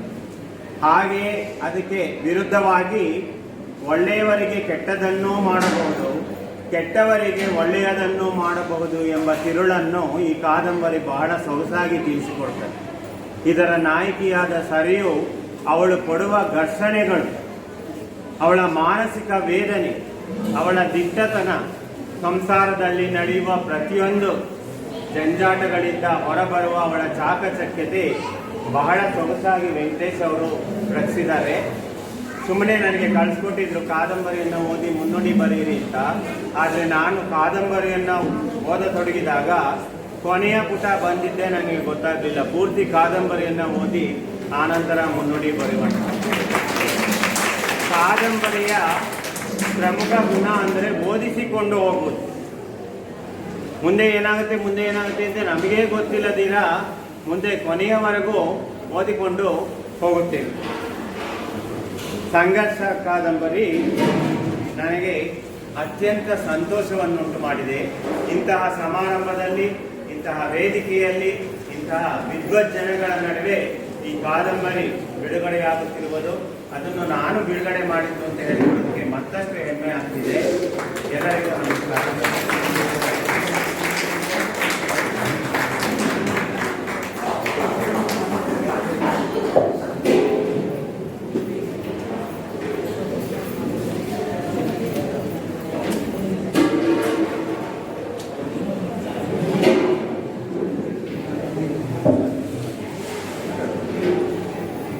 ಕೃತಿ ಲೋಕಾರ್ಪಣೆ ಮಾಡಿ ಸಭೆಗೆ ಅತ್ಯುತ್ತಮವಾದ ಮಾಹಿತಿಗಳನ್ನು ತಿಳಿಸಿಕೊಟ್ಟ ಹಿರಿಯ ಸಾಹಿತಿಗಳಾದ ಡಾಕ್ಟರ್ ರಮಾನಾಥ್ ಕೆ ಅವರಿಗೆ ಹೃದಯಪೂರ್ವಕ ಧನ್ಯವಾದಗಳನ್ನು ತಿಳಿಸುತ್ತೇವೆ. ಈಗ ನಮ್ಮ ಕಾರ್ಯಕ್ರಮದ ಮುಖ್ಯ ಅತಿಥಿಗಳಾದ ಶ್ರೀಯುತ ಡಾಕ್ಟರ್ ವಾದಿರಾಜ್ ಆರ್, ಸಾಹಿತಿಗಳು, ಬೆಂಗಳೂರು, ಇವರು ಲೋಕಾರ್ಪಣೆಗೊಂಡ ಕೃತಿಯಾದ ಸಂಘರ್ಷ ಪುಸ್ತಕದ ಬಗ್ಗೆ ಹಾಗೂ ಕಾರ್ಯಕ್ರಮದ ಬಗ್ಗೆ 4 ಮಾತನಾಡಬೇಕೆಂದು ಈ ಮೂಲಕ ಕೇಳಿಕೊಳ್ಳುತ್ತಿದ್ದೇವೆ. ನಮ್ಮ ಸಮ್ಮುಖದಲ್ಲಿ ಒಂದು ಬಹಳ ಸುಂದರವಾದ, ಅವಿಸ್ಮರಣೀಯವಾದ 2ನೇ ತಲೆಮಾರಿನ ಈ ನಿಮ್ಮ ಮನೆಯ ಮಗನಾಗಿರ್ತಕ್ಕಂಥ ಶ್ರೀ ಟಿ ವಿ ವೆಂಕಟೇಶ್ ಅವರ ಒಂದು ಚೊಚ್ಚಲ ಕೃತಿ ಸಂಘರ್ಷ, ಒಂದು ಸಾಮಾಜಿಕ ಕಾದಂಬರಿ ಇವತ್ತು ಲೋಕಾರ್ಪಣೆಗೊಳ್ಳಲಾಗಿದೆ. ಈ ಒಂದು ಕಾರ್ಯಕ್ರಮದ ಅಧ್ಯಕ್ಷತೆಯನ್ನು ವಹಿಸಿಕೊಂಡಿರ್ತಕ್ಕಂಥ ಸನ್ಮಿತ್ರರು, ಸಮಾಜಮುಖಿ ಚಿಂತಕರು, ತ್ರಿಮತಸ್ಥ ಬ್ರಾಹ್ಮಣ ಸಂಘದ ಅಧ್ಯಕ್ಷರು ಆಗಿರ್ತಕ್ಕಂಥ, ಜೊತೆಗೆ ಈ ಒಂದು ಕೋಟೆಯ ಒಂದು ಕಣ್ಣು ಅಂತ ಹೇಳೋದು ತಪ್ಪಾಗಲಾರದು ಶ್ರೀ ಶ್ರೀಕಂಠಯ್ಯನವರು, ಅವರ ಸುಪುತ್ರರು, ನಮಗೆ ಬಹಳಷ್ಟು ಒಡನಾಡಿಗಳವರು. ಏಕೆಂತ ಹೇಳಿದ್ರೆ ಈ ಪಟ್ಟಣಕ್ಕೆ ಬಂದು ನಾನು ಸುಮಾರು 38 ವರ್ಷಗಳು ತಗೋಗಿದೆ. ನನಗೆ ಅವ್ರ ತಂದೆಗೂ ಬಹಳಷ್ಟು ಸಂಬಂಧ. ಪ್ರತಿಯೊಂದು ಕಾರ್ಯಕ್ರಮ ಆಗಬೇಕಾದ್ರೂ ನನ್ನ ಮನೆಗೆ ಬಂದು ನಾನು ಅವ್ರನ್ನ ಕೇಳ್ಕೊಂಡು ಕಾರ್ಯಕ್ರಮವನ್ನು ನಾವು ನಡೆಸ್ಕೊಂಡು ಹೋಗ್ತಾ ಸಂದರ್ಭದಲ್ಲಿ, ಏಕೆಂದರೆ ಕರ್ನಾಟಕ ಸಂಘ ಅಂತ ಈ ಅನುಕೂಲದಲ್ಲಿ ಮತ್ತು ನಮ್ಮ ಕಲಾ ಪರಿಷತ್ತು ಮತ್ತು ವಚನ ಸಾಹಿತ್ಯ ಅಕಾಡೆಮಿ ಇವೆಲ್ಲರೂ ಕೂಡ ಅವರ ಒಂದು ಮಾರ್ಗದರ್ಶನದಲ್ಲಿ ಕೂಡ ನಡೀತಾ ಇದ್ದು, ಇಂಥ ಒಂದು ಸಂದರ್ಭದಲ್ಲಿ ಇವತ್ತು ಅವರು ಅಧ್ಯಕ್ಷತೆ ವಹಿಸಿಕೊಂಡಿರ್ತಕ್ಕಂಥದ್ದು ನಮ್ಮ ಜಿಲ್ಲಾ ಲೇಖಕರ ವೇದಿಕೆ ಮತ್ತು ಮಾನ್ಯ ಶ್ರೀ ಪ್ರಕಾಶ್ ಸಂಘದ ವತಿಯಿಂದ ಹಾಗೂ ತ್ರಿಮತಸ್ಥ ಸಂಘದ ಎಲ್ಲ ಸದಸ್ಯರ ವತಿಯಿಂದ ಅವರಿಗೆ ತುಂಬ ಹೃದಯದ ಮತ್ತೊಮ್ಮೆ ಸ್ವಾಗತವನ್ನು ನಾನು ಕೋರ್ತಾ, ಹಾಗೆಯೇ ಈಗ ತಾನೇ ನಮಗೆ ಗೊತ್ತಿಲ್ಲದಿರ್ತಕ್ಕಂಥ ಹಲವಾರು ವಿಚಾರಗಳನ್ನು ಬಿಡಿ ಬಿಡಿಯಾಗಿ ತಿಳಿಸಿ ನಿರ್ಗಮಿಸಿದ್ದಾರೆ. ಅವರು ವೇದಿಕೆ ಕುಳಿತುಕೋಬೇಕಾಗಿತ್ತು. ಮಾನ್ಯ ಶ್ರೀ ಕೆ.ವಿ. ರಾಮಸ್ವಾಮಿ ಅವರು ಹೋಗಿ ಪ್ರೇಕ್ಷಕರ ಸ್ಥಳದಲ್ಲಿ ಕೂತಿದ್ದಾರೆ. ದಯಮಾಡಿ ಅವರು ವೇದಿಕೆಗೆ ಬರಬೇಕಾಗಿತ್ತು. ವೆಂಕಟೇಶ್ ಅವರ ಬಗ್ಗೆ, ಅವರ ಮನೆತನದ ಬಗ್ಗೆ, ಅವರ ಒಡನಾಡಿಗಳ ಬಗ್ಗೆ ಭಾಳಷ್ಟು ಚೆನ್ನಾಗಿ ವಿವರ ತಿಳಿಸಿದ್ದಾರೆ. ಏಕೆಂದರೆ ವೆಂಕಟೇಶ್ ಅವರು ನಾನು ಕೆಲವೇ ದಿನಗಳ ಹಿಂದೆ ನಾನು ಪರಿಚಯ ಆಯಿತು. ಹಾಗಾಗಿ ಶ್ರೀ ಕೆ.ವಿ. ರಾಮಸ್ವಾಮಿ ಅವರು ಕೂಡ ನಾನು ಶಿರವಾಗಿ ನಮಸ್ಕಾರವನ್ನು ಮಾಡ್ತೀನಿ. ಹಾಗೆಯೇ ಈ ಒಂದು ಕಾರ್ಯಕ್ರಮದ ಕೃತಿ ಲೋಕಾರ್ಪಣೆ ಮಾಡಲಿಕ್ಕೆ ಬೆಂಗಳೂರಿಂದ ಆಗಮಿಸಿರ್ತಕ್ಕಂಥ, ಜೊತೆಗೆ ಈ ಒಂದು ಸಂಘರ್ಷ ಕಾದಂಬರಿಯನ್ನು ಕೂಲಂಕುಷವಾಗಿ ಓದಿ ಅದಕ್ಕೆ ಬಹಳ ಮೇರು ಶಿಖರವಾಗಿ ಆ ಕೃತಿಗೆ ಒಂದು ಕಿರೀಟಪ್ರಾಯವಾಗಿ ಮುನ್ನುಡಿಯನ್ನು ಬರೆದಿದ್ದಾರೆ. ಬಹಳ ಸುದೀರ್ಘವಾಗಿ, ಸುಂದರವಾಗಿ, ಮನಮುಟ್ಟುವಂತೆ, ಹೃದಯ ಕರಗುವಂತೆ ಅದು ಓದ್ತಾ ಓದ್ತಾ ಹೋಯ್ತಾ ಇದ್ರೆ ಆ ಕಾದಂಬರಿಯನ್ನು ಎಲ್ಲರೂ ಕೂಡ ಆ ಸರಯು ಅಂತಕ್ಕಂಥವಳ ಬದುಕು ಹೇಗಾಗ್ತದೆ ಅಂತಕ್ಕಂಥದ್ದನ್ನು ತುಂಬ ಚೆನ್ನಾಗಿ ವಿವರಿಸಿರ್ತಕ್ಕಂಥದ್ದು. ಜೊತೆಗೆ ಇವತ್ತು ಏನು ಅಯೋಧ್ಯೆಯ ಒಂದು ನಾಳೆ ನಡೀತಾ ಇದೆ ಮಂದಿರದ ಉದ್ಘಾಟನಾ ಕಾರ್ಯಕ್ರಮ, ಆ ಕಾರ್ಯಕ್ರಮ ನಡೀತಾ ಇರಬೇಕಾದ್ರೆ ಸರಯೂ ನದಿ ದಂಡೆ ಮೇಲೆ ಇರ್ತಕ್ಕಂಥದ್ದು ಒಂದು ವಿಶೇಷತೆ. ಆ ಸರಯೂ ಅಂತಕ್ಕಂಥ ಹೆಸರನ್ನ ಇಟ್ಕೊಂಡು ಈ ಕಾದಂಬರಿಯ ಒಂದು ಮಾಹಿತಿಯನ್ನು ಅವರು ಇಲ್ಲಿ ಪ್ರತಿಬಿಂಬಿಸಿದ್ದಾರೆ. ಶ್ರೀ ವೆಂಕಟೇಶ್ ಅವರು ಕೃತಿಯನ್ನು ಬರೆದಿರ್ತಕ್ಕಂಥ ಶ್ರೀ ರಾಮನಾಥ್ ಅವರು ಬಹುಮುಖ ಪ್ರತಿಭೆಯ ಕವಿಗಳು. ಈಗ ಅವ್ರನ್ನ ಸುಮ್ಮನೆ ಕುತ್ಕೊಂಡಿರ್ತಕ್ಕಂಥದ್ದು ಗಮನಿಸಿದ್ದೀವಿ. ಆದರೆ ಅವರು ಮೈಸೂರಿನಲ್ಲಿ ಹುಟ್ಟಿ ಸುಮಾರು ಶಾಂತಳ ಇರ್ತಕ್ಕಂಥ ತಾಯಿ, ಜಿ.ವಿ. ಕೃಷ್ಣಮೂರ್ತಿ ಅಂತಕ್ಕಂಥ ತಂದೆ ಹಾಗೂ ಇಬ್ಬರು ಮಕ್ಕಳು ಅನುಷಾ ಮತ್ತು ಆಶಿರಾ ಅಂತಕ್ಕಂಥ ಇಬ್ಬರು ಮಕ್ಕಳನ್ನ ಪಡೆದಿರ್ತಕ್ಕಂಥದ್ದು. ಅವರು ವಿಜಯನಗರ ಕಾಲದ ಸಾಂಸ್ಕೃತಿಕ ಶಾಸನಗಳ ಸಾಂಸ್ಕೃತಿಕ ಅಧ್ಯಯನಕ್ಕೆ ಅವರಿಗೆ ಡಾಕ್ಟರೇಟ್ ಪದವಿಯನ್ನು ಬೆಂಗಳೂರು ಯೂನಿವರ್ಸಿಟಿ ಅವರಿಗೆ ದಯಮಾಡಿಸಿದ್ದಾರೆ.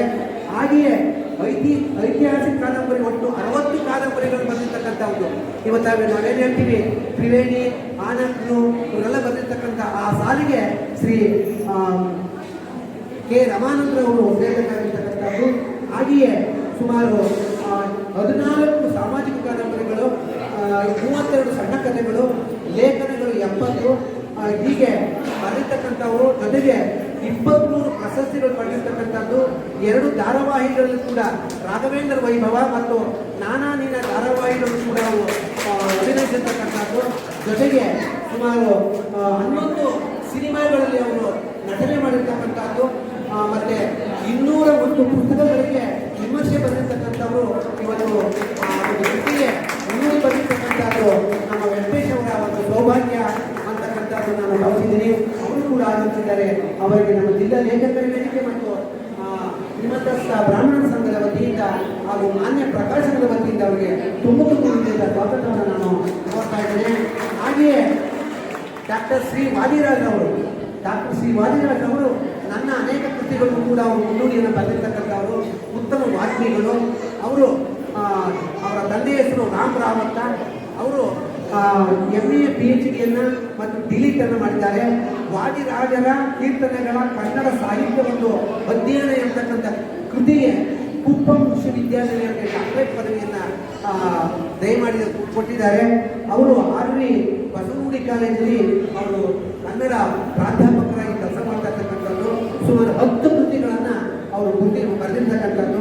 ಅನೇಕ ಕೃತಿಗಳಿಗೆ ಮುನ್ನುಡಿ ಬರೆದಿದ್ದಾರೆ. ಅನೇಕ ಪ್ರಶಸ್ತಿಗಳನ್ನು ಕೂಡ ಅವರು ಪಡ್ಕೊಂಡಿದ್ದಾರೆ. ಅಂಥವರು ಇವತ್ತು ನಮ್ಮ ಶ್ರೀ ರಮಾನಂದ್ರವರ ಜೊತೆಯಲ್ಲಿ ಮುಖ್ಯ ರೀತಿಯಲ್ಲಿ ಆಗಮಿಸಿರ್ತಕ್ಕಂಥದ್ದು ನಮ್ಮ ವೆಂಕಟೇಶ್ ಅವರ ಸೌಭಾಗ್ಯ ಅಂತ ಕೂಡ ನಾನು ಭಾವಿಸಿದ್ದೇನೆ. ಅವರು ಕೂಡ ನಾನು ಸ್ವಾಗತವನ್ನು ಕೋರ್ತಾ, ಶ್ರೀ ವೆಂಕಟೇಶ್ ಅವರ ಬಗ್ಗೆ ನಾನು ಹೇಳ್ಬೇಕಾದ್ರೆ ನನಗೆ ಆಕಸ್ಮಿಕವಾಗಿ ಅವ್ರ ಪರಿಚಯ ಆಯಿತು. ಅವರು ಇಷ್ಟು ಒಂದು ಜ್ಞಾನ ಇದೆ, ಇಷ್ಟೊಂದು ಪ್ರೌಢಿಮೆ ಇದೆ ಅಂತಕ್ಕಂಥದ್ದು ನನಗೆ ಕಾದಂಬರಿ ಓದಾಗಲೇ ನನಗೆ ಗೊತ್ತಾದದ್ದು. ಅವರು ಒಂದು ಜೈನ ವಿಶ್ವವಿದ್ಯಾನಿಲಯದಲ್ಲಿ ಒಬ್ಬರು ಗುಮಾಸ್ತರಾಗಿ, ಆದರೆ ಕನ್ನಡವನ್ನು ಅಷ್ಟು ಚೆನ್ನಾಗಿ ಓದ್ಕೊಂಡು ಒಂದು ಈ ಕಾದಂಬರಿಯನ್ನು ಬರೆದಿರ್ತಕ್ಕಂಥದ್ದು ನಿಜವಾಗ್ಲೂ ನಮಗೆ ಹೆಮ್ಮೆಯ ವಿಚಾರ. ಕನ್ನಡ ಸಾರಸ್ವತ ಲೋಕದಲ್ಲಿ ಅವರು ಅಡಿಯನ್ನು ಇಡ್ತಾ ಇದ್ದಾರೆ. ಅವ್ರ ಮುಂದಿನ ಬದುಕಿನಲ್ಲಿ ಅವರಿಗೆ ಸಾಧನೆ ಮಾಡ್ತಕ್ಕಂಥ ವಿಚಾರಗಳನ್ನು ಹೇಳ್ತಾ, ಜೊತೆಗೆ ಅವರಿಗೆ ಶ್ರೀಮತಿ ಭಾರ್ಗವಿ ಅಂತಕ್ಕಂಥ ಶ್ರೀಮತಿಯವರು ಎಗಲಾಗಿ ನಿಂತಿರ್ತಕ್ಕಂಥದ್ದು. ಆ ಮಗಳು ಆನ್ಯಶ್ರೀ ಅಂತಕ್ಕಂಥ ಮಗಳು ಒಳ್ಳೆ ವಾಗ್ಮಿ, ಒಳ್ಳೆ ಚಟುವಟಿಕೆಯಲ್ಲಿ ಮುಂದೆ ಓಡಾಡ್ತಾ ಇರ್ತಕ್ಕಂಥವಳು, ಒಬ್ಬಳೇ ಪುತ್ರಿ. ಅವರು ಇಂಜಿನಿಯರಿಂಗ್ ಪದವಿಯನ್ನು ಮಾಡ್ತಾ ಇರ್ತಕ್ಕಂಥ ವಿದ್ಯಾರ್ಥಿನಿ. ಬದುಕು ಅವ್ರಿಗೂ ಕೂಡ ಬಂಗಾರವಾಗಲಿ ಅಂತ ಹೇಳ್ತಾ, ಬರೀ ಕಾದಂಬರಿ ಮುಂದೆ ಅವರು ಬರೆದಿಲ್ಲ, ಈಗಾಗಲೇ 40 ಸಣ್ಣ ಕಥೆಗಳನ್ನು ಶ್ರೀ ವೆಂಕಟೇಶ್ ಅವರು ಬರೆದಿದ್ದಾರೆ. ಮತ್ತೆ ಒಂದು ನೀಳ್ಗತೆ, ಒಂದು ಕಾದಂಬರಿ ಕೂಡ ಬರೆದಿದ್ದಾರೆ. ಹಾಗಾಗಿ ಈ ಒಂದು ಕೋಟೆಯಲ್ಲಿ 2 ಕಣ್ಣುಗಳು ಜನಿಸಿರ್ತಕ್ಕಂಥದ್ದು, ಅದ್ವಿತೀಯವಾದ ಪೌರ್ಣಮಿ ಹೊಂದಿರ್ತಕ್ಕಂಥವರು ಶ್ರೀ ಟಿ ವಿ ವೆಂಕಟೇಶ್ವರ ಶಾಸ್ತ್ರಿ ಅವರು. ಟಿ ವಿ ವೆಂಕಟೇಶ್ವರ ಶಾಸ್ತ್ರಿ ಅವರು ಸುಮಾರು ನನಗೆ 88 ಇಸ್ವಿಯಿಂದ ನನಗೆ ಪರಿಚಯ. ಹೇಗೆ ಅಂತ ಹೇಳಿದ್ರೆ, ನಾನು MA ಮೈಸೂರು ಯೂನಿವರ್ಸಿಟಿ ಮಾಡಿದಾಗ ನನಗೆ ವೈವದಲ್ಲಿ ನನಗೆ ಪರೀಕ್ಷಾ ಅಧಿಕಾರಿಯಾಗಿದ್ದರು. ಅವಾಗಿಂದ ಹಿಡಿದು ಇವತ್ತು ಕೂಡ ಈ ಮೊನ್ನೆ ಒಂದು ಪುಸ್ತಕಕ್ಕೆ ಮುನ್ನುಡಿ ಬರ್ಸಕ್ಕೆ ಮೈಸೂರು ನಾನು ಓದೋ ಸಂದರ್ಭದಲ್ಲಿ ನಿಮ್ಮನ್ನೆಲ್ಲ ನೆನೆಸ್ಕೊಂಡು ಕೋಟೆ ಒಳಗೆ ನಾನು ಬದುಕಿದ್ದು, ಅವ್ರ ಮನೆ, ಮತ್ತೆ ಇಲ್ಲಿರ್ತಕ್ಕಂಥ ಎಲ್ಲ ನಮ್ಮ ಶ್ರೀಕಂಠಯ್ಯನವ್ರಿಗೆ ಬಹಳಷ್ಟು ಜನ ನಾವು ಕೇಳೋದು ಅಂತ ಒಂದು ಒಬ್ಬರು ಇರ್ತಕ್ಕಂಥ ಪುಣ್ಯ. ಹಾಗೆಯೇ KV ನಾರಾಯಣರಾವ್ ಅವರು, ನಾರಾಯಣಾಚಾರ್ಯರು ಅತ್ಯಂತ ಉತ್ತಮ ಪಂಡಿತರು.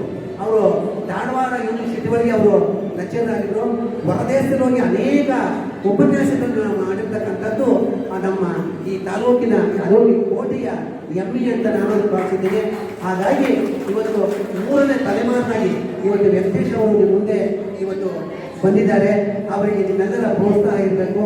ಮುಂದಿನ ದಿನಗಳಲ್ಲಿ ವೆಂಕಟೇಶ್ ಅವರು ಈ ಕನ್ನಡ ಸಾರಸ್ವತ ಲೋಕದಲ್ಲಿ ಅನೇಕ ಪ್ರಾಕಾರಗಳಿವೆ, ಕವನಗಳಿದೆ, ಕಾದಂಬರಿ ಇದೆ, ಮತ್ತೆ ಐತಿಹಾಸಿಕ ಕಾದಂಬರಿ, ಸಾಮಾಜಿಕ ಕಾದಂಬರಿ, ಪ್ರವಾಸ ಕಥನ, ಹೀಗೆ ಬೇಕಾದಷ್ಟು ಕನ್ನಡ ಸಾಹಿತ್ಯದಲ್ಲಿ ಹಲವಾರು ಮಜಲುಗಳಿವೆ. ಅದರಲ್ಲಿ ಅವರು ಆಯ್ಕೊಂಡಿರ್ತಕ್ಕಂಥದ್ದು ಕಾದಂಬರಿ. ಮುಂದಿನ ದಿನಗಳಲ್ಲಿ ಅವರು ವಿಶೇಷವಾಗಿರ್ತಕ್ಕಂಥ ಕನ್ನಡದ ಒಂದು ವಿಭಾಗವನ್ನು ಆರಿಸಿಕೊಂಡು ಕನ್ನಡದಲ್ಲಿ ಹೆಚ್ಚು ಕೃತಿಗಳನ್ನು ಅವರು ಬರೀಬೇಕು. ಮತ್ತೆ ಈ ಕೋಟೆಯಲ್ಲಿ ಅವರ ಹೆಸರು ಚಿರಸ್ಥಾಯಿಯಾಗಿ ಉಳಿಬೇಕು ಅಂತ ಹೇಳ್ತಾ, ನಿಮ್ಮೆಲ್ಲರ ಪ್ರೋತ್ಸಾಹ, ನಿಮ್ಮೆಲ್ಲರ ಸಹಕಾರ, ನಿಮ್ಮೆಲ್ಲರ ಆರೈಕೆ ವೆಂಕಟೇಶ್ ಅವರಿಗೆ ಇರಲಿ ಅಂತ ಹೇಳ್ತಾ, ನನಗೆ ನಮ್ಮ ಜಿಲ್ಲಾ ಲೇಖಕರ ವೇದಿಕೆ ಮೂಲಕ ಅವರಿಗೆ ಪ್ರತಿಯೊಂದು ಹಂತದಲ್ಲಿವೆ, ಕಾದಂಬರಿ ಬರೆದಾಗಿಂದಲೇ ಹಿಡಿದು ಅವ್ರಿಗೆ DTP ಮಾಡಿದಾಗಿಂದಲೇ ಹಿಡಿದು ಪುಸ್ತಕ ಪ್ರಕಟಣೆ ಮಾಡಿದಾಗಿಂದ ಹಿಡಿದು ಪುಸ್ತಕವನ್ನು ಸೆಂಟ್ರಲ್ ಕಾಲೇಜಲ್ಲಿ ಅವರಿಗೆ ನೋಂದಾವಣಿ ಮಾಡಿಸೋದ್ರಿಂದ ಹಿಡಿದು ಇವತ್ತು ಅವರು ಕೊಟ್ಟು ಬಂದಿದ್ದಾರೆ. ಮುಂದಿನ ದಿನಗಳಲ್ಲಿ ಇಡೀ ರಾಜ್ಯದ ಗ್ರಂಥಾಲಯಗಳಲ್ಲಿ ಅವರ ಕಾದಂಬರಿ ರಾರಾಜಿಸ್ತಾರೆ ಅಂತ ನಾನು ಆಶಿಸ್ತಾ, ಮುಂದಿನ ದಿನಗಳಲ್ಲಿ ಅವರು ಒಳ್ಳೆಯ ಭವಿಷ್ಯ ಇದೆ ಅಂತ ನಾನು ಮುಂದೆ ಅವರಿಗೆ ನೆನಪಿಸ್ತಾ, ನನಗೆ ಈ ನಾಟಕ ಅವಕಾಶ ಮಾಡಿಕೊಡುವಂಥ, ಯಾಕೆಂತಂದರೆ HK ವೆಂಕಟೇಶ್ ಅವರಿಗೆ ನಾನು ಗೊತ್ತಿಲ್ಲ. ಹಾಗಾಗಿ ಅವರಿಗೆ ನಮ್ಮ ಜಿಲ್ಲಾ ಲೇಖಕರ ವೇದಿಕೆ ಸದಾ ಅವರಿಗೆ ದುಡಿಯಾಗಿರ್ತದೆ. ಅವರು ಹೇಳಿದ್ರು, ಎಲ್ಲಿ ಮಾಡಬೇಕಾದ್ರೆ ಈಗ ಕೃತಿಯನ್ನು ಲೋಕಾರ್ಪಣೆ ಅಂತ ಅಂದಾಗ ನಾನು ಕಾಲೇಜನ್ನ ಆಯ್ಕೊಂಡಿದ್ದೆ. ನಾನು ರಾಮನಗರದ ಪ್ರಥಮ ದರ್ಜೆ ಕಾಲೇಜಿನಲ್ಲೋ ಅಥವಾ ಕನಕಪುರದ ಪ್ರಥಮ ದರ್ಜೆ ಕಾಲೇಜಿನಲ್ಲೋ ಈ ಕೃತಿಯನ್ನು ಮಾಡುವ ಅಂತ ನಾನು ಅವ್ರಿಗೆ ಹೇಳಿದ್ದೆ. ಆದರೆ ಅವರು ಬಹಳಷ್ಟು ಆಸಕ್ತಿ ವಹಿಸಿ ನಿಮ್ಮನ್ನೆಲ್ಲ ಕಲೆಯಾಗಿ ಆ ಒಂದು ಕುಡಿಗೆ ನೀವೆಲ್ಲ ಮುನ್ನುಡಿ ಬರೀಬೇಕು ಅಂತ ಅವರು ಆಸಕ್ತಿಸಿದ್ರು. ಅದೇ ರೀತಿ ನೀವು ಬಹಳಷ್ಟು ಹೆಚ್ಚಿನ ಸಂಖ್ಯೆಯಲ್ಲಿ ಭಾಗವಹಿಸಿದ್ದೀರಿ. ಅವರ ಕಾದಂಬರಿ ಯಶಸ್ಸನ್ನು ಕಾಣಲಿ, ಅವರ ಕಾದಂಬರಿ ಹೆಚ್ಚು ಪ್ರಕಾಶನ ಒಳ್ಳೆಯ ಅಂತ ನಾನು ಹಾರೈಸ್ತಾ, ನನಗೆ ಎರಡು ಮಾತಾಡಲಿಕ್ಕೆ ಅವಕಾಶ ಮಾಡಿಕೊಟ್ಟಂತ ನಿಮ್ಮೆಲ್ಲರಿಗೂ ಹೊಂದಿಸಿ ನನ್ನ ಮಾತನ್ನು ಮುಗಿಸ್ತಾ ಇದ್ದೇನೆ. ಸಿರಿಗನ್ನಡಂಗೆ, ಸಿರಿಗನ್ನಡಂಬಾಳಿಗೆ ಕನ್ನಡ ಬಳಸಿ, ಕನ್ನಡ ಬೆಳೆಸಿ ಅಂತ ಹೇಳ್ತಾ ನಾನು ಮಾತನ್ನು ಮುಗಿಸ್ತೇನೆ. ಜೈ ಹಿಂದ್, ಜೈ ಕನ್ನಡ. ನಾವು ತಿಳಿಯದ ಎಷ್ಟು ವಿಷಯಗಳನ್ನು ನಮ್ಮೊಂದಿಗೆ ಹಂಚಿಕೊಂಡು ತಮ್ಮ ಆಶಯವನ್ನು ಮಂಡಿಸಿದ ಶ್ರೀಯುತ ಕೂಕಿ ಗಿರಿಯಪ್ಪರವರಿಗೆ ಧನ್ಯವಾದಗಳು. ಈಗ ನಾವೆಲ್ಲರೂ ಕಾಯುತ್ತಿರುವ ಸುಂದರ ಕ್ಷಣವನ್ನು ಎದುರುಗೊಳ್ಳುವ ಸಮಯ ಬಂದಿದೆ.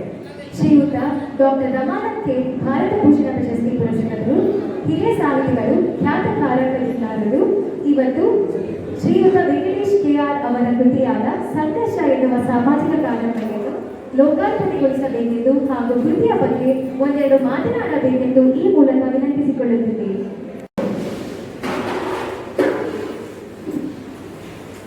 ಶ್ರೀ ಗುರುದೇವ ನಮಃ. ಎಲ್ಲರಿಗೂ ನಲ್ಮೆಯ ನಮಸ್ಕಾರಗಳು. ನಿಮ್ಮ ಪ್ರೀತಿಗೆ ಅದರ ರೀತಿಗೆ ಕಣ್ಣ ಅನಿಗಳೇ ಕಾಣಿಕೆ, ಒಂದ ಚೆಂದಿರ ನೀಲಿ ತಾರೆಗೂ ಒಂದಲಾರದು ನಿಮ್ಮೆಲ್ಲರ ಈ ಕನ್ನಡದ ಪ್ರೀತಿಯ ಹೋಲಿಕೆ.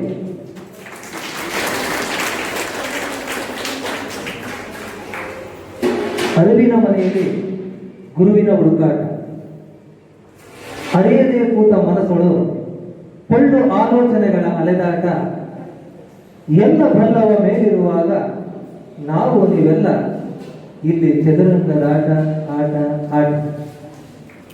ಸ್ನೇಹಿತರೆ, ಕನಸು ಜೀವನಕ್ಕೆ ಸ್ಫೂರ್ತಿ, ನಂಬಿಕೆ ಕೆಲಸಕ್ಕೆ ಸ್ಫೂರ್ತಿ, ಪ್ರೀತಿ ಹೃದಯಕ್ಕೆ ಸ್ಫೂರ್ತಿ.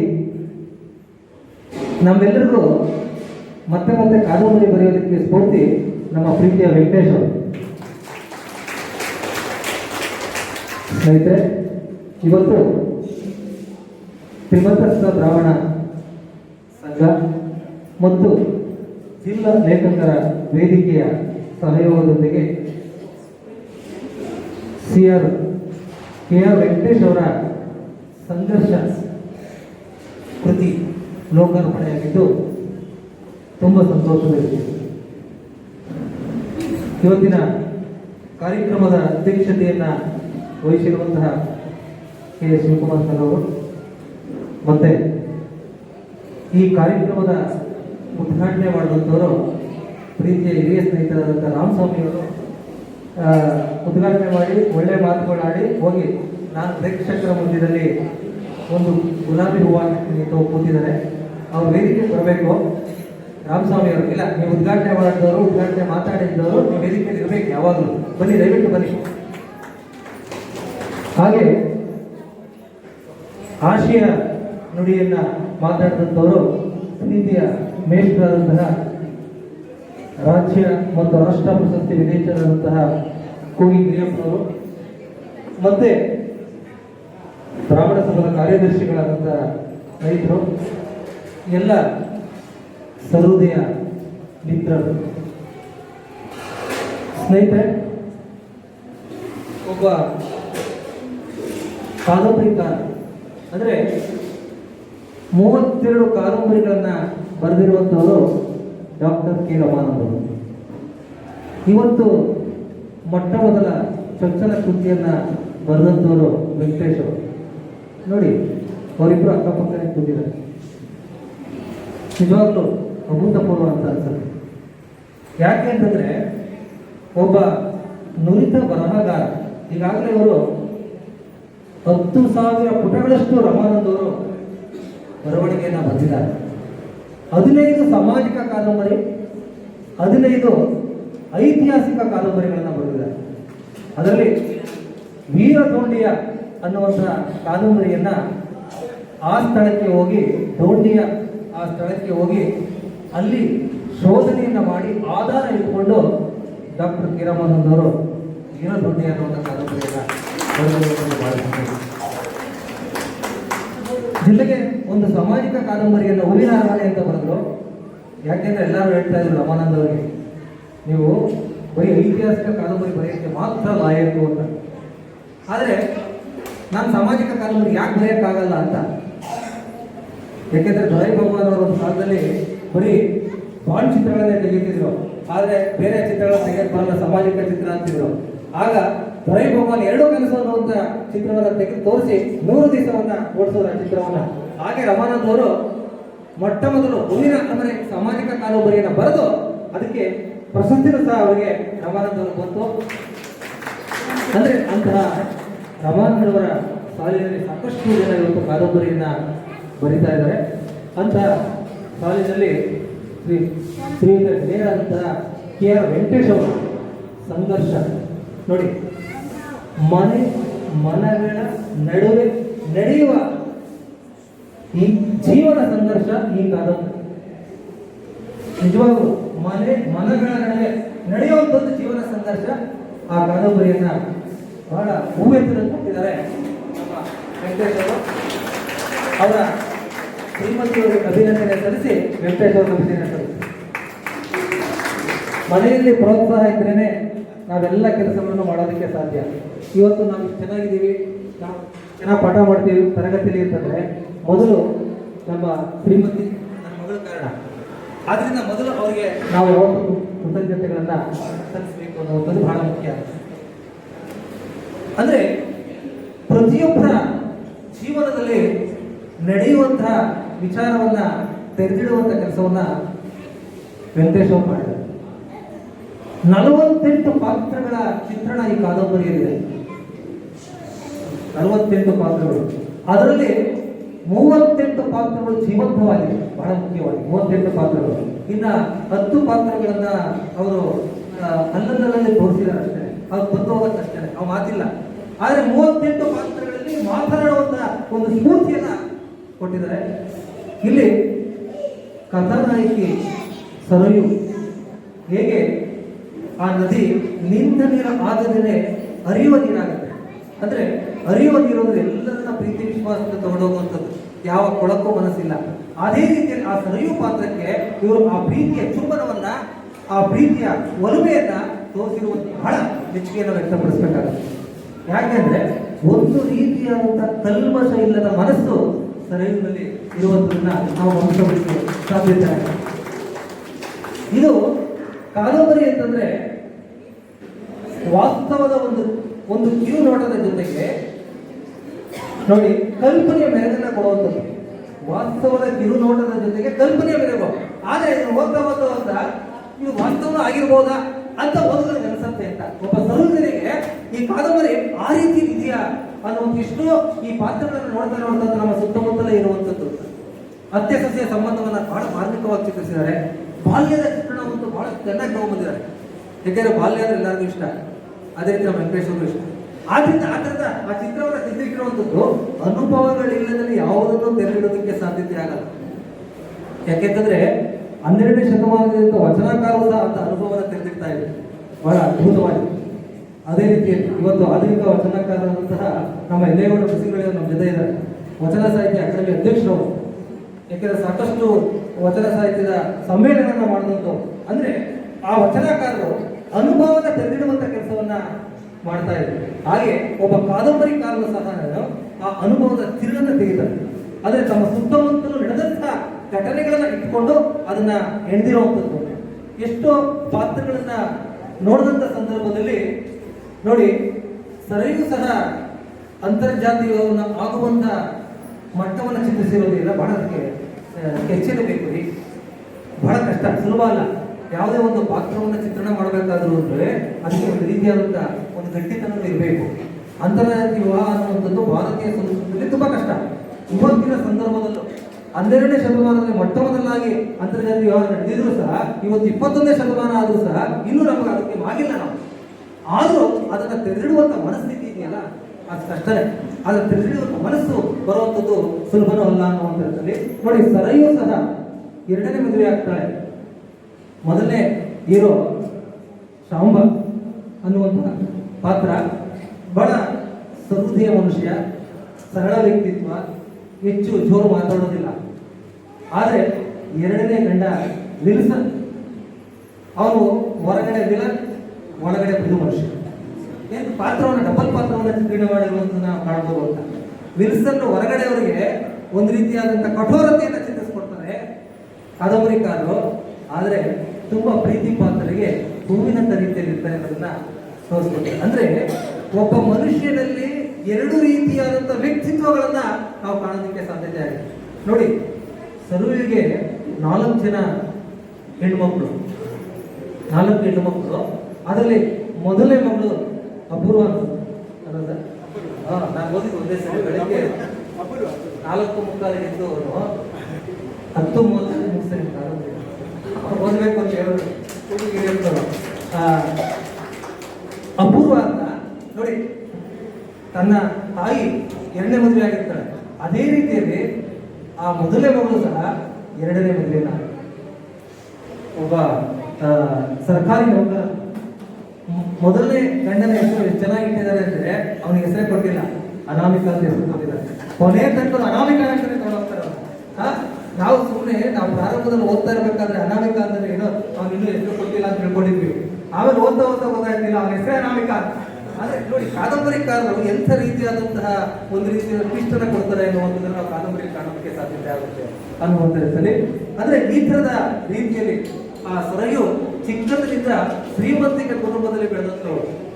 ನಮ್ಗೆಲ್ಲರಿಗೂ ಸ್ವಾರ್ಥ ಇದ್ದೇ ಇರುತ್ತೆ, ಆದ್ರೆ ತವ್ರ ಮನೆ ಆಸ್ತಿ ಬೇರೆಯವ್ರು ಹೋಗ್ಬಾರ್ದು ಅಂತ ಹೇಳಿ ಅಕ್ಕ ಆದಂಥವಳು ನಮ್ಮ ಶಂಕರ ಭಟ್ರ ಅಕ್ಕ ತನ್ನ ಮಗನಿಗೆ ಅವಳನ್ನ ಸಲಹೆ ಕೊಡುವಂಥದ್ದು. ಅವರಿಬ್ಬರಿಗೂ ತುಂಬಾ ಅಂತರ ಇರುತ್ತೆ ವಯಸ್ಸಿನಲ್ಲಿ, ಆದ್ರೆ ಒಂದು ಕಾಲದಲ್ಲಿ ಬಹಳ ವರ್ಷಗಳ ಹಿಂದೆ ವಯಸ್ಸಿನ ಅಂತರ ಇದ್ಕೊಂಡು ಕೊಡ್ತಾ ಇದ್ರು ಹೆಣ್ಣುಗಳನ್ನ.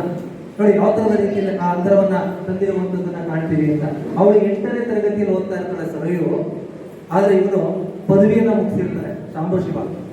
ಆದ್ರೆ ಆ 8ನೇ ತರಗತಿಯ ಓದನ್ನ ನಿಲ್ಲಿಸಿ ಶಂಕರ ಭಟ್ರು ಅವರ ಇಬ್ಬರ ಮದುವೆಯನ್ನು ಮಾಡ್ತಾರೆ.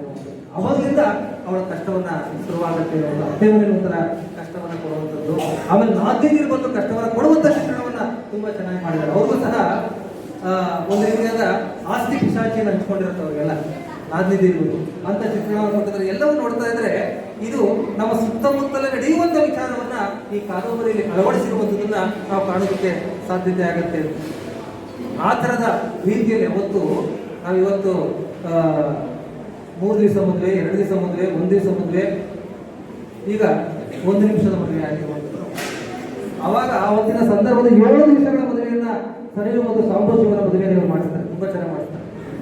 ತುಂಬಾ ಬ್ರಾಹ್ಮಣರ ಮನೆಯ ಮದುವೆ ಎಷ್ಟು ದಿವಸಗಳ ಕಾಲ ನಡೆಯುತ್ತೆ ಅನ್ನೋದನ್ನ ಅವರ ಕಾದಂಬರಿ ಚಿತ್ರಿಸಿದ್ದಾರೆ. ನಾವೆಲ್ಲ ಹೇಳಕ್ ಹೋಗಲ್ಲ, ಎಲ್ಲ ಹೇಳ್ತೀವಿ ರುಸಲ್ಲ. ಈ ಕಾದಂಬರಿನ ಕೊಂಡು ಓದಿದಾಗ ಆ ರುಚಿನೇ ಬೇರೆ, ಆ ಕೊಂಡು ಓದೋದಿದೆಯಲ್ಲ ಆ ರುಚಿ ಬೇರೆ ಇರುತ್ತೆ. ಅದರಿಂದ ಎಲ್ಲವನ್ನ ನಾನು ಹೇಳೋದಕ್ಕೆ ಹೋಗಲ್ಲ. ಆದ್ರೆ ಈ ತರದ ರೀತಿಯಲ್ಲಿ ಕಾದಂಬರಿಯನ್ನ ತೆರೆದಿಟ್ಟಿರುವಂಥದ್ದನ್ನ ಕಾಣ್ತೀವಿ. ಎಲ್ಲದಕ್ಕಿಂತ ಮುಖ್ಯವಾಗಿ ಗೆಳೆತನ ಎಷ್ಟು ಮುಖ್ಯ ಅನ್ನೋದನ್ನ ನಾವು ಕಾಣ್ತೀವಿ. ಇದರಲ್ಲಿ ಕಾದಂಬರಿಕಾರರು ಗೆಳೆತನಕ್ಕೆ ಬಹಳ ಒಳ್ಳೆಯ ಮಹತ್ವವನ್ನು ಕೊಟ್ಟಿದ್ದಾರೆ, ನಿಜವಾಗ್ಲೂ ಮೆಚ್ಚಬೇಕಾಗುತ್ತೆ. ಯಾಕೆಂದ್ರೆ ಚಿಕ್ಕಂದಿನಿಂದಲೂ ಸರಯು ಮತ್ತು ಮುಕ್ತ ಇಬ್ಬರು ಆತ್ಮೀಯ ಗೆಳತಿಯರು. ಈ ಮುಕ್ತ ಮದುವೆ ಆದ್ಮೇಲೆ ಅಮೆರಿಕ ಹೋಗ್ತಾರೆ. ಆದ್ರೆ ನೋಡಿ, ಪ್ರಾರಂಭದಲ್ಲಿ ಮುಕ್ತ ಬರ್ತಾರೆ, ಕೊನೆಗೂ ಮುಕ್ತ ಇರ್ತಾರೆ, ಮಧ್ಯದಲ್ಲಿ ಇರಲ್ಲ ಅಷ್ಟೇ. ಮುಕ್ತ ತನ್ನ ಗೆಳತಿ 15 ದಿವಸದಿಂದ ಜಂಗಮವಾಣಿ ದೂರವಾಣಿ ಕರೆಯನ್ನ ಮಾಡಿಲ್ಲ ಅಂತ ಹೇಳಿ, ಮಿಂಚುಂಚಿಯಲ್ಲಿ ಯಾವುದೇ ಸಂದೇಶವನ್ನ ಕಳಿಸಿಲ್ಲ ಅಂತ ಹೇಳಿ ಅಮೆರಿಕದಿಂದ ಸರುವಿನ ಹುಡ್ಕೊಂಡು ಬರುವಂತ ಮುಖಾಂತರನೇ ಕಾದಂಬರಿ ನೋಡಿ. ಅರ್ಥ ಮಾಡ್ಕೊಳ್ಳಿ, ಯಾರಾದರೂ ಅಮೆರಿಕದಿಂದ 15 ದಿವಸದಿಂದ ಫೋನ್ ತೆಗಿಲಿಲ್ಲ ಅಂತ ಯಾರಾದರೂ ಇವತ್ತು ಬರೋದಕ್ಕೆ ಸಾಧ್ಯತೆ ಇದೆಯಾ ಅನ್ನೋದನ್ನ ನಾವೇ ಪ್ರಶ್ನೆ ಮಾಡ್ಕೋಬೇಕು ಅಂತ. ಬಹಳ ಕಷ್ಟ. ಆದ್ರೆ 15 ದಿವಸ ಅವಳು ಫೋನ್ ತೆಗಿಲಿಲ್ಲ, ಪ್ರತಿ ದಿವಸ ಮಾತಾಡ್ತಿದ್ದವಳು ಅಂತ ಆ ಮುಕ್ತ ಓಡ್ ಬರ್ತಾಳೆ. ಅವಳ ಮನಸ್ಸು ಸಹ ಮುಕ್ತವಾಗಿರುತ್ತದೆ. ಅಷ್ಟು ಆ ಕಾದಂಬರಿ ಚಿತ್ರಿಸಿದ್ದಾರೆ. ಆ ಮುಕ್ತ ಬಂದು ಅವರ 4 ಜನ ಮಕ್ಕಳಲ್ಲಿದ್ದಂಥ ಅಪೂರ್ವ ಆಗಿರ್ಬೋದು, ಅನನ್ಯ ಆಗಿರ್ಬೋದು, ಅಭಿಜ್ಞ ಆಗಿರ್ಬೋದು, ಇದರಲ್ಲಿರುವಂಥ ಮನಸ್ಸುಗಳ ಒಯ್ದಾಟವನ್ನ ತಾಯಿ ಮೇಲಿದ್ದಂತಹ ಅದನ್ನ ನಾನು ಯಾವತ್ತೂ ಅದನ್ನು ಕೆಟ್ಟದ್ದು ಅಂತ ಹೇಳಲ್ಲ, ಏನೋ ಆ ಕ್ಷಣ ಬಂದಿರತ್ತಷ್ಟೇ. ಅಂಥ ಇದನ್ನ ಹೋಗಲಾಡಿಸುವಂಥ ಕೆಲಸವನ್ನ ಮುಕ್ತ ಮಾಡ್ತಾರೆ. ನಿಜವಾಗ್ಲೂ ಬಹಳ ಆ ಮುಕ್ತನನ್ನು ನಾವು ನೆನಪಿಸ್ಕೊಳ್ಬೇಕು. ಅಕಸ್ಮಾತ್ ಮುಕ್ತ ಬರಲಿಲ್ಲ ಅಂದ್ರೆ ಕಾದಂಬರಿಕಾರರು ಈ ಕಾದಂಬರಿ ಎಂತ ಸಾಕ್ತಿರೋ ಇದಾಗ್ಬಿಟ್ಟಿದೆ ಅವ್ರಿಗೆ. ಆದ್ರೆ ಮುಕ್ತ ಬಂದಿದ್ರಿಂದ ಆ ಮುಕ್ತತೆ ಹರಡಿದೆ ಕಾದಂಬರಿ. ಮುಕ್ತ ಬಂದಿಲ್ಲ, ಆ ಮುಕ್ತತೆ ಅನ್ನೋದು ಬಹಳ ವರ್ಣರಂಜಿತವಾಗಿ ಹರಡಿರುವಂಥದ್ದನ್ನು ನಾವು ಗಮನಿಸೋದಕ್ಕೆ ಸಾಧ್ಯತೆ ಆಗುತ್ತೆ. ಅಂದ್ರೆ ನೋಡಿ, ಯಾವ ತರದ ರೀತಿಯಲ್ಲಿ ಯಾರಾದ್ರೂ ಒಬ್ರು ಇದ್ದೇ ಇರ್ತಾರೆ, ಅದು ಸ್ನೇಹ ಅನ್ನುವಂಥ. ಆ ಸ್ನೇಹಕ್ಕೋಸ್ಕರ ಯಾವ ರೀತಿಯಲ್ಲಿ ಇದು ಮಾಡ್ತಾರೆ ಅನ್ನುವಂಥದ್ದು ಅಂತ. ಯಾಕೆಂದ್ರೆ ಆ ಸಾಂಬಶಿವ ಮತ್ತು ಸರುವಿಯ ಪಾತ್ರವನ್ನು ಬಹಳ ಚೆನ್ನಾಗಿ ಚಿತ್ರಣ ಮಾಡಿದ್ದಾರೆ. ಅಷ್ಟು ವಯಸ್ಸಿನ ಅಂತರ ಇದ್ರು, ಅತ್ತೆ ಕಾಟವನ್ನು ಕೊಡ್ತಿದ್ರು, ಆ ಗಂಡನ ಪ್ರೀತಿಯಿಂದ ಅವ್ರು ಚೆನ್ನಾಗಿರ್ತಾರೆ. ಅದೇ ರೀತಿ ಗಂಡ ಕಾಯಿಲೆ ಬಿದ್ದಾಗ ಅವನ ಸ್ನೇಹಿತ ಪರಿಚಯ ಆಗ್ತಾನೆ, ವಿಲನ್ ಅಲ್ವಾ ಸರ್? ವಿಲ್ಸನ್. ಹಾ ಸರ್, ಕೆಲವರು ವಿಲ್ಸನ್, ಕೆಲವರು ವಿಲನ್ ಇರ್ತಾರೆ. ಹಾ, ಅಂದ್ರೆ 2 ಪಾತ್ರಗಳನ್ನು ನಿರ್ವಹಿಸ್ತಾ ಇರ್ತಾರೆ ಅಂತ. ಆ ವಿಲ್ಸನ್ ತುಂಬಾ ಸುಂದರವಾಗಿರ್ತಾರೆ. ಅವ್ನು ನೋಡಿದ ತಕ್ಷಣ ಅವ್ರು ಕಾದಂಬರಿ ಬರೀತಾರೆ, ಎಷ್ಟು ಚೆನ್ನಾಗಿ ಬರೀತಾರೆ ಅಂದ್ರೆ, ಆ ವ್ಯಕ್ತಿಯನ್ನ ನೋಡಿದ ತಕ್ಷಣ ಕೆಲವು ಹೆಣ್ಮಕ್ಳು ಏನೋ ಒಂದು ಕ್ಷಣ ಆ ವ್ಯಕ್ತಿಯನ್ನ ವಿಲ್ಸನ್ ನೋಡಿದ ತಕ್ಷಣ ಕೆಲವು ಹೆಣ್ಮಕ್ಳಿಗೆ ಚೆಲ್ಲನ್ನತ್ತೆ ಅಂತ ಬರ್ತಾರೆ. ನಿಜವಾಗ್ಲೂ ಅಂದ್ರೆ ಮನಸ್ಥಿತಿ ಅಂದ್ರೆ ಒಬ್ಬ ಸುಂದರ ಯುವಕನ ನೋಡಿದ ತಕ್ಷಣ ಯಾವ ರೀತಿಯಲ್ಲಿ ಇರುತ್ತೆ ಅಂತ. ಅಲ್ಲಿ ರಾವಣ ಒಂದ್ಸರಿ ಯಾವ ಹೆಣ್ಮಕ್ಳು ನೋಡ್ತಾ ಇರಲಿಲ್ಲ, ಜೈನ ರಾಮಾಯಣದಲ್ಲಿ ರಾವಣ ಯಾವ ಹೆಣ್ಮಕ್ಳು ನೋಡ್ತಾ ಇರಲಿಲ್ಲ, ಆದ್ರೆ ಸೀತೆ ನೋಡಿದ ತಕ್ಷಣ ಮಸ್ಚಲ್ ಆ ಚಿತ್ರಣ ಕೊಟ್ಟಿರುವಂಥದ್ದು ಅಂತ. ಅಂದ್ರೆ ಅದಕ್ಕೆ ನಾಗಚಂದ್ರ ಎಷ್ಟು ಚೆನ್ನಾಗಿ ಬಿಡಿಸ್ತಾನೆ ಅಂತಂದ್ರೆ, ಫಲೆ ದೃಷ್ಟಿಗೆ ವಚನದ ಸಂಕಲೆ ಹೃದಯಕ್ಕೆ ಏನಿಪ ರೂಪವತಿ ಜಾನಕಿ ಕಣ್ಬಲದೊಳಿರಲು ಪದ್ಮಪತ್ರದ ಜಲಬಿಂದುವಂತೆ ಚಲಿತವಾದುದು ಚಿತ್ತಂ ಅಂತ ಹೇಳ್ತಾರೆ ನಾಗಚಂದ್ರ. ಅವನು ನೋಡಿ ಅಂದ್ರೆ ಯಾವ ಹೆಣ್ಣನ್ನು ಕಣ್ಣೆತ್ತು ನೋಡದೇ ಇರುವಂತವನು ಅಂತ. ಅಂದ್ರೆ ಕಣ್ಣೆತ್ತು ಅಂದ್ರೆ ಮನಸ್ಸಿನಿಂದ ಕೆಟ್ಟ ದೃಷ್ಟಿಯಿಂದ ನೋಡಿಲ್ಲ ಅಂತ. ಆದ್ರೆ ಸರಯು ಅಂತ ಹುಡುಗಿ ಆದ್ರೂ ಸಹ, ಒಳ್ಳೆ ಹುಡುಗಿ ಆದ್ರೂ ಸಹ ಒಂದು ಕ್ಷಣ ಅವಳ ಮನಸ್ಸು ಈ ಬಿರುಸನ್ನ ನೋಡಿದ ತಕ್ಷಣ ಚಂಚಲ ಆಗುತ್ತೆ. ಆದ್ರೆ ಆಮೇಲೆ ತಕ್ಷಣನೇ ಅದನ್ನ ತಪ್ಪು ಅನ್ಕೊಂಡು ಕೈ ಕೆನ್ನೆಗೆ ಪಡ್ಕೊಂಡು ರಾಮ ಅನ್ನೋದು ಉಂಟು. ಅಂದ್ರೆ ಆ ಥರ ನಾವು ಕಲ್ಪನೆ ಮಾಡ್ಕೋಬಾರ್ದು ಅನ್ನುವಂಥದ್ದು. ಆದ್ರೆ ಗಂಡ ಸತ್ತ ಮೇಲೆ ಹೆಣ್ಣು ಒಂಟಿಯಾದಾಗ ನಾನಾ ರೀತಿಯಾದಂಥ ಕಾಮುಕರು ಅವಳನ್ನು ಕಾಡುವಂಥ ಸಂದರ್ಭದಲ್ಲಿ ಧೈರ್ಯ ಮಾಡಿ ತನ್ನ ಅತ್ತೆ ಮನೆಯವ್ರನ್ನ ಎದುರಾಕೊಂಡು ಮತ್ತೆ ಬಂಧು ಬಳಗವನ್ನು ಎದುರಾಕೊಂಡು ವಿಲ್ಸನ್ನ ಸರಿಯು ಮದುವೆ ಆಗ್ತಾರೆ. ನಿಜವಾಗಲೂ ಕಾದಂಬರಿಯಲ್ಲಿ ಅಂತ ಅತ್ಯುತ್ತಮವಾದಂಥ ರೀತಿಯಲ್ಲಿ ಕಾದಂಬರಿಕಾರರು ನಡೆಸ್ಕೊಂಡು ಬಂದಿರುವಂಥದ್ದು ಬಹಳ ಅಭಿನಂದನವಾದದ್ದು. ಆದ್ದರಿಂದ ಕಾದಂಬರಿಕಾರರಿಗೆ ಹೃತ್ಪೂರ್ವಕ ಅಭಿನಂದನೆಗಳು. ಅದು ಕೆಲವು ದೃಷ್ಟಿ ತಪ್ಪಿರ್ಬೋದು, ಆದರೆ ಅವಳನ್ನ ಕೊನೆಯ ಸಂದರ್ಭದಲ್ಲಿ ಯಾರು ನೋಡ್ಕೊತಾರೆ? 4 ಜನ ಹೆಣ್ಣುಮಕ್ಕಳನ್ನು ಮದುವೆಯಾಗಿ ಬೇರೆ ಬೇರೆ ಕಡೆ ಹೋಗ್ತಾರೆ. ಅವಳಿಗೆ ಗಂಡ ಕಳ್ಕೊಂಡಾಗ 26 ವರ್ಷ, ಸರಿ 26 ವರ್ಷ ಯಾರು ನೋಡ್ಕೊಳ್ತಾರೆ ಕೊನೆಗಾಲದಲ್ಲಿ, ಚಿಕ್ಕ ವಯಸ್ಸು. ಆದರೆ ಕಾಮುಕರ ಕಣ್ಣುಗಳು ಅವನನ್ನು ಸುತ್ತಾ ಇರುತ್ತೆ.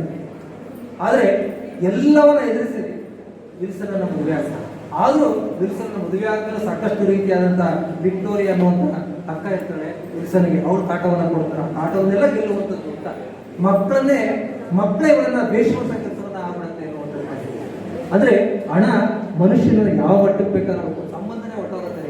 ಹಣದಿಂದ ಮನುಷ್ಯನ ಸಂಬಂಧವನ್ನೇ ಕಳ್ಕೊಳ್ಳುವಂತ ರೀತಿಯಲ್ಲಿ ಈ ಕಾದಂಬರಿ ಚಿತ್ರಿಸಲಾಗಿದೆ. ಅಂದ್ರೆ ಒಂದು ರೀತಿಯಲ್ಲಿ ಸಂಬಂಧಗಳ ಬೆಸುಗೆಯನ್ನ ಮತ್ತೆ ಕೊಂಡಿಯನ್ನ ಜೋಡಿಸುವುದರ ಮುಖಾಂತರ ಈ ಕಾದಂಬರಿಯ ಕೊನೆಯಲ್ಲಿ ಒಂದು ಹೂವೆತ್ತುವಂತೆ ಈ ಕಾದಂಬರಿಯನ್ನು ಚಿತ್ರಿಸಿರುವಂತಾಗ್ತದೆ. ಕೊನೆಗೆ ತನ್ನ ಮನೆಯಿಂದ ಗಂಡನ ಮನೆಗೆ, ವಿಲ್ಸನ್ ಮನೆಗೆ ಹೋಗುವುದು. ಹೀಗಾದ್ರೂ ನಾನು ಸ್ವತಂತ್ರವಾಗಿರ್ತೀನಿ, ಎಷ್ಟು ದಿವಸ ಸ್ವತಂತ್ರತೆ ಇರಲಿಲ್ಲ ಅಂತಲ್ಲ, ಆದ್ರೆ ಮಕ್ಕಳ ದಶೆಯಿಂದ ಇರಲಿಲ್ಲ, ಆದ್ರೆ ಹೋಗ್ತಾರೆ. ಅಂದ್ರೆ ಆ ಥರದ ದೃಷ್ಟಿಯಲ್ಲಿ ಕಾದಂಬರಿಯನ್ನ ತಗೊಂಡು ಬಂದಿದ್ದಾರೆ. ಪೂರ್ತಿ ಕಥೆಯನ್ನ ನನಗೆ ಗೊತ್ತಿದೆ, ಚೆನ್ನಾಗಿ ಬರೆದಿದ್ದಾರೆ. ಆದ್ರೆ ಎಲ್ಲವನ್ನ ಹೇಳೋದಕ್ಕೆ ಸಾಧ್ಯತೆ ಆಗಲ್ಲ. ಕೆಲವು ಸಮಯದಲ್ಲಿ ನನಗೆ ಗೊತ್ತಿರೋಷ್ಟು ನನ್ನ ಚೊಚ್ಚಲು ಮಾತುಗಳನ್ನು ಹೇಳ್ತೇನೆ. ನೀವು ಕೇಳಿದಂತೆ ಎಲ್ಲ ಮುದ್ದು ಕಿವಿಗಳಿಗೂ ನಾನು ಹೊಂದಿಸ್ತೀನಿ. ಸ್ನೇಹಿತರೆ, ನಿಮ್ಮೆಲ್ಲರ ಮನಸ್ಸು ಕುಸುಮವಾಗಲಿ, ನಿಮ್ಮ ಎಲ್ಲರ ಪ್ರತಿಭೆ ಪರಿಮಳವಾಗಲಿ, ಎಲ್ಲದಕ್ಕಿಂತ ಮುಖ್ಯವಾಗಿ ನನಗೂ ನಿಮ್ಮೆಲ್ಲರೂ ತಾಳ್ಮೆ ಬರಲಿ ಅಂತ ಹೇಳ್ತಾ ನನ್ನ ಈ ಕೆಲವೊಂದು ಮಾತುಗಳನ್ನು ಮುಗಿಸ್ತೀನಿ. ಜೈ ಶ್ರೀಕೃಷ್ಣ.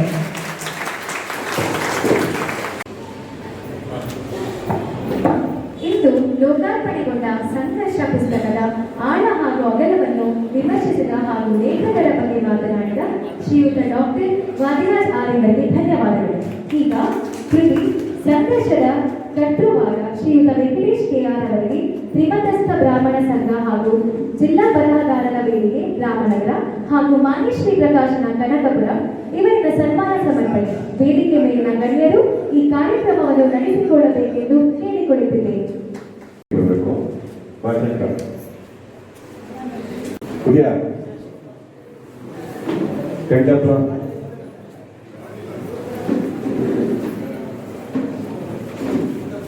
ಇನ್ಯಾರಿದ್ದೀರಾ? ದಯವಿಟ್ಟು ವೇದಿಕೆ ಮೇಲೆ ಬನ್ನಿ.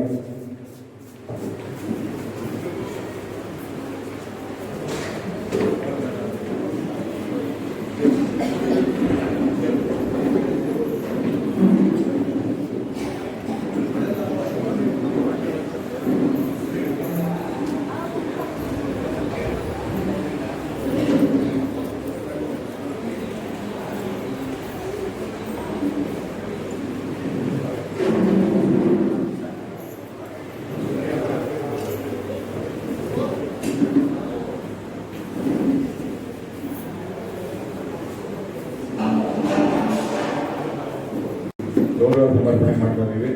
ದಯವಿಟ್ಟು ಸ್ವೀಕರಿಸಬೇಕು.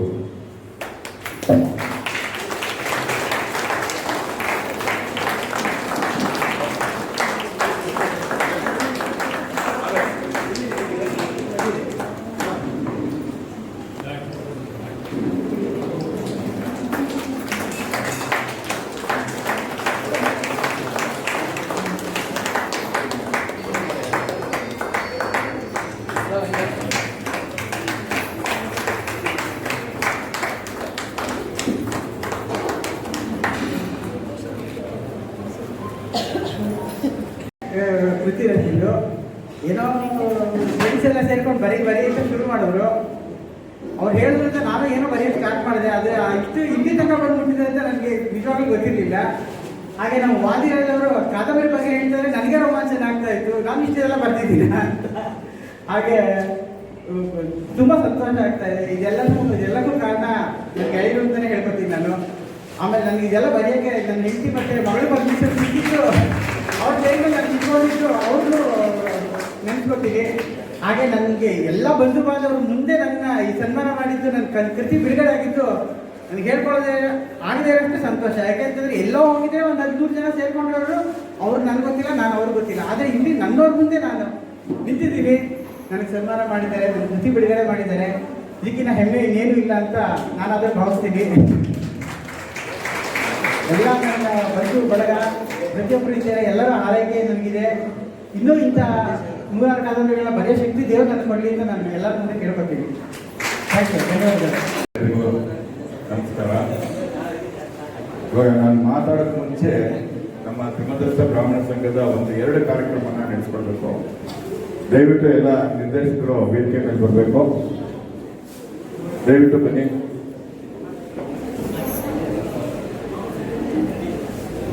ಕ್ಯಾಲೆಂಡರ್ ಬಿಡುಗಡೆ ಮಾಡಬೇಕು ಅಂತ ಎಲ್ಲರ ಒಂದು ಅಭಿಪ್ರಾಯ ಇತ್ತು. ಯಾವಾಗಪ್ಪ ಬಿಡುಗಡೆ ಮಾಡೋದು, ನಾವು ಯೋಚನೆ ಮಾಡಿದ್ದೆ ಜನವರಿಗಿಂತ ನಾನು ಅಂದ್ಕೊಂಡಿದ್ದೆ. ಬಟ್ ಇವತ್ತೊಂದು ಕೃತಿ ಬಿಡುಗಡೆ ಆಗ್ಬೇಕಾದ್ರೆ ಯಾಕೆ ಕ್ಯಾಲೆಂಡರ್ನು ಬಿಡುಗಡೆ ಮಾಡಬಾರ್ದು ನಾವು ಅಂತ ಒಂದು 2 ವರ್ಷ ಥಿಂಕ್ ಮಾಡಿದೆ. ಅದಕ್ಕೆ ನನಗೆ ಬಹಳ ಜನ ಸಹಕಾರ ಕೊಟ್ಟರು, ಆ ಒಂದು ಸ್ಪಾನ್ಸರ್ಶಿಪ್ ಕೊಟ್ಟರು. ಯಾಕೆ ಅವತ್ತೇ ನೀವು ಅನಾವರಣ ಮಾಡಿ ನಿಮ್ಮ ಬ್ರಾಹ್ಮಣ ಸಂಘದ್ದು ಕ್ಯಾಲೆಂಡರ್ನ ಅಂತ.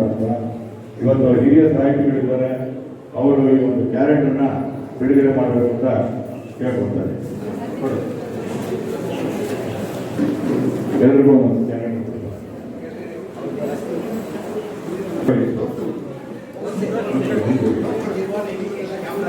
ಈ ಒಂದು ಕ್ಯಾಲೆಂಡರ್ ಬಿಡುಗಡೆಗೆ ನನಗೆ ನಮ್ಮ ಸಂಘಕ್ಕೆ ಸಹಕಾರ ಮಾಡಿಕೊಂಡ ಶ್ರೀ ಕುಮಾರ್ ಅವರು, ಶ್ರೀ ನಾಗರಾಜ್ ನಾಗರಾಜ್ ಅವರು, ಕುಟುಂಬರು, ಮುರಳಿ ಮತ್ತು ಬ್ರದರ್ಸ್ ಕ್ಯಾಟರಿಂಗ್ ಅವರು, ರಮಾನಂದ್ ಅವ್ರಿಗೂ ಧನ್ಯವಾದ ತಿಳಿಸ್ತಾ ಇದ್ದೀನಿ.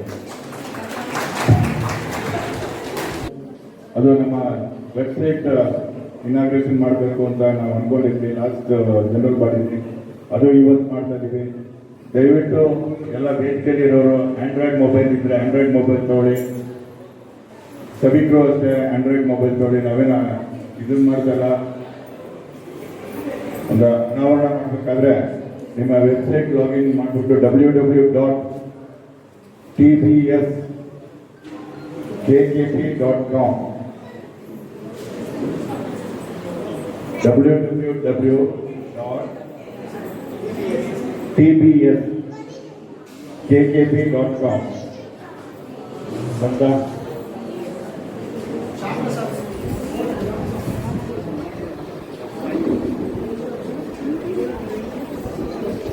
ಮಾಡಿದ್ರ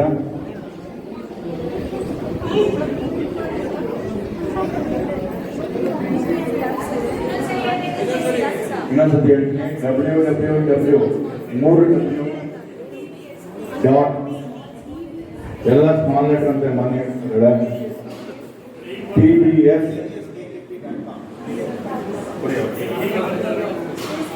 ನೋಡಿ. ಈ ಒಂದು ಕಾರ್ಯಕ್ರಮನ ಉದ್ಘಾಟನೆ ಮಾಡಿದಂತ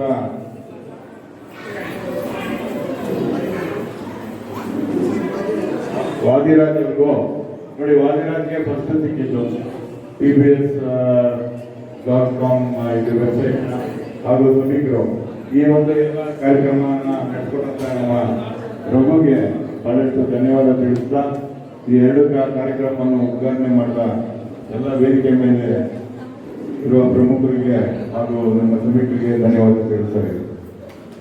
ಇದು 2 ಸಂಘದ ಕಾರ್ಯಕ್ರಮ. ನಮ್ಮ ಹಿರಿಯ ಸಾಹಿತಿಗಳು ಇಬ್ಬರು ಮಾಡಿದ್ದಾರೆ.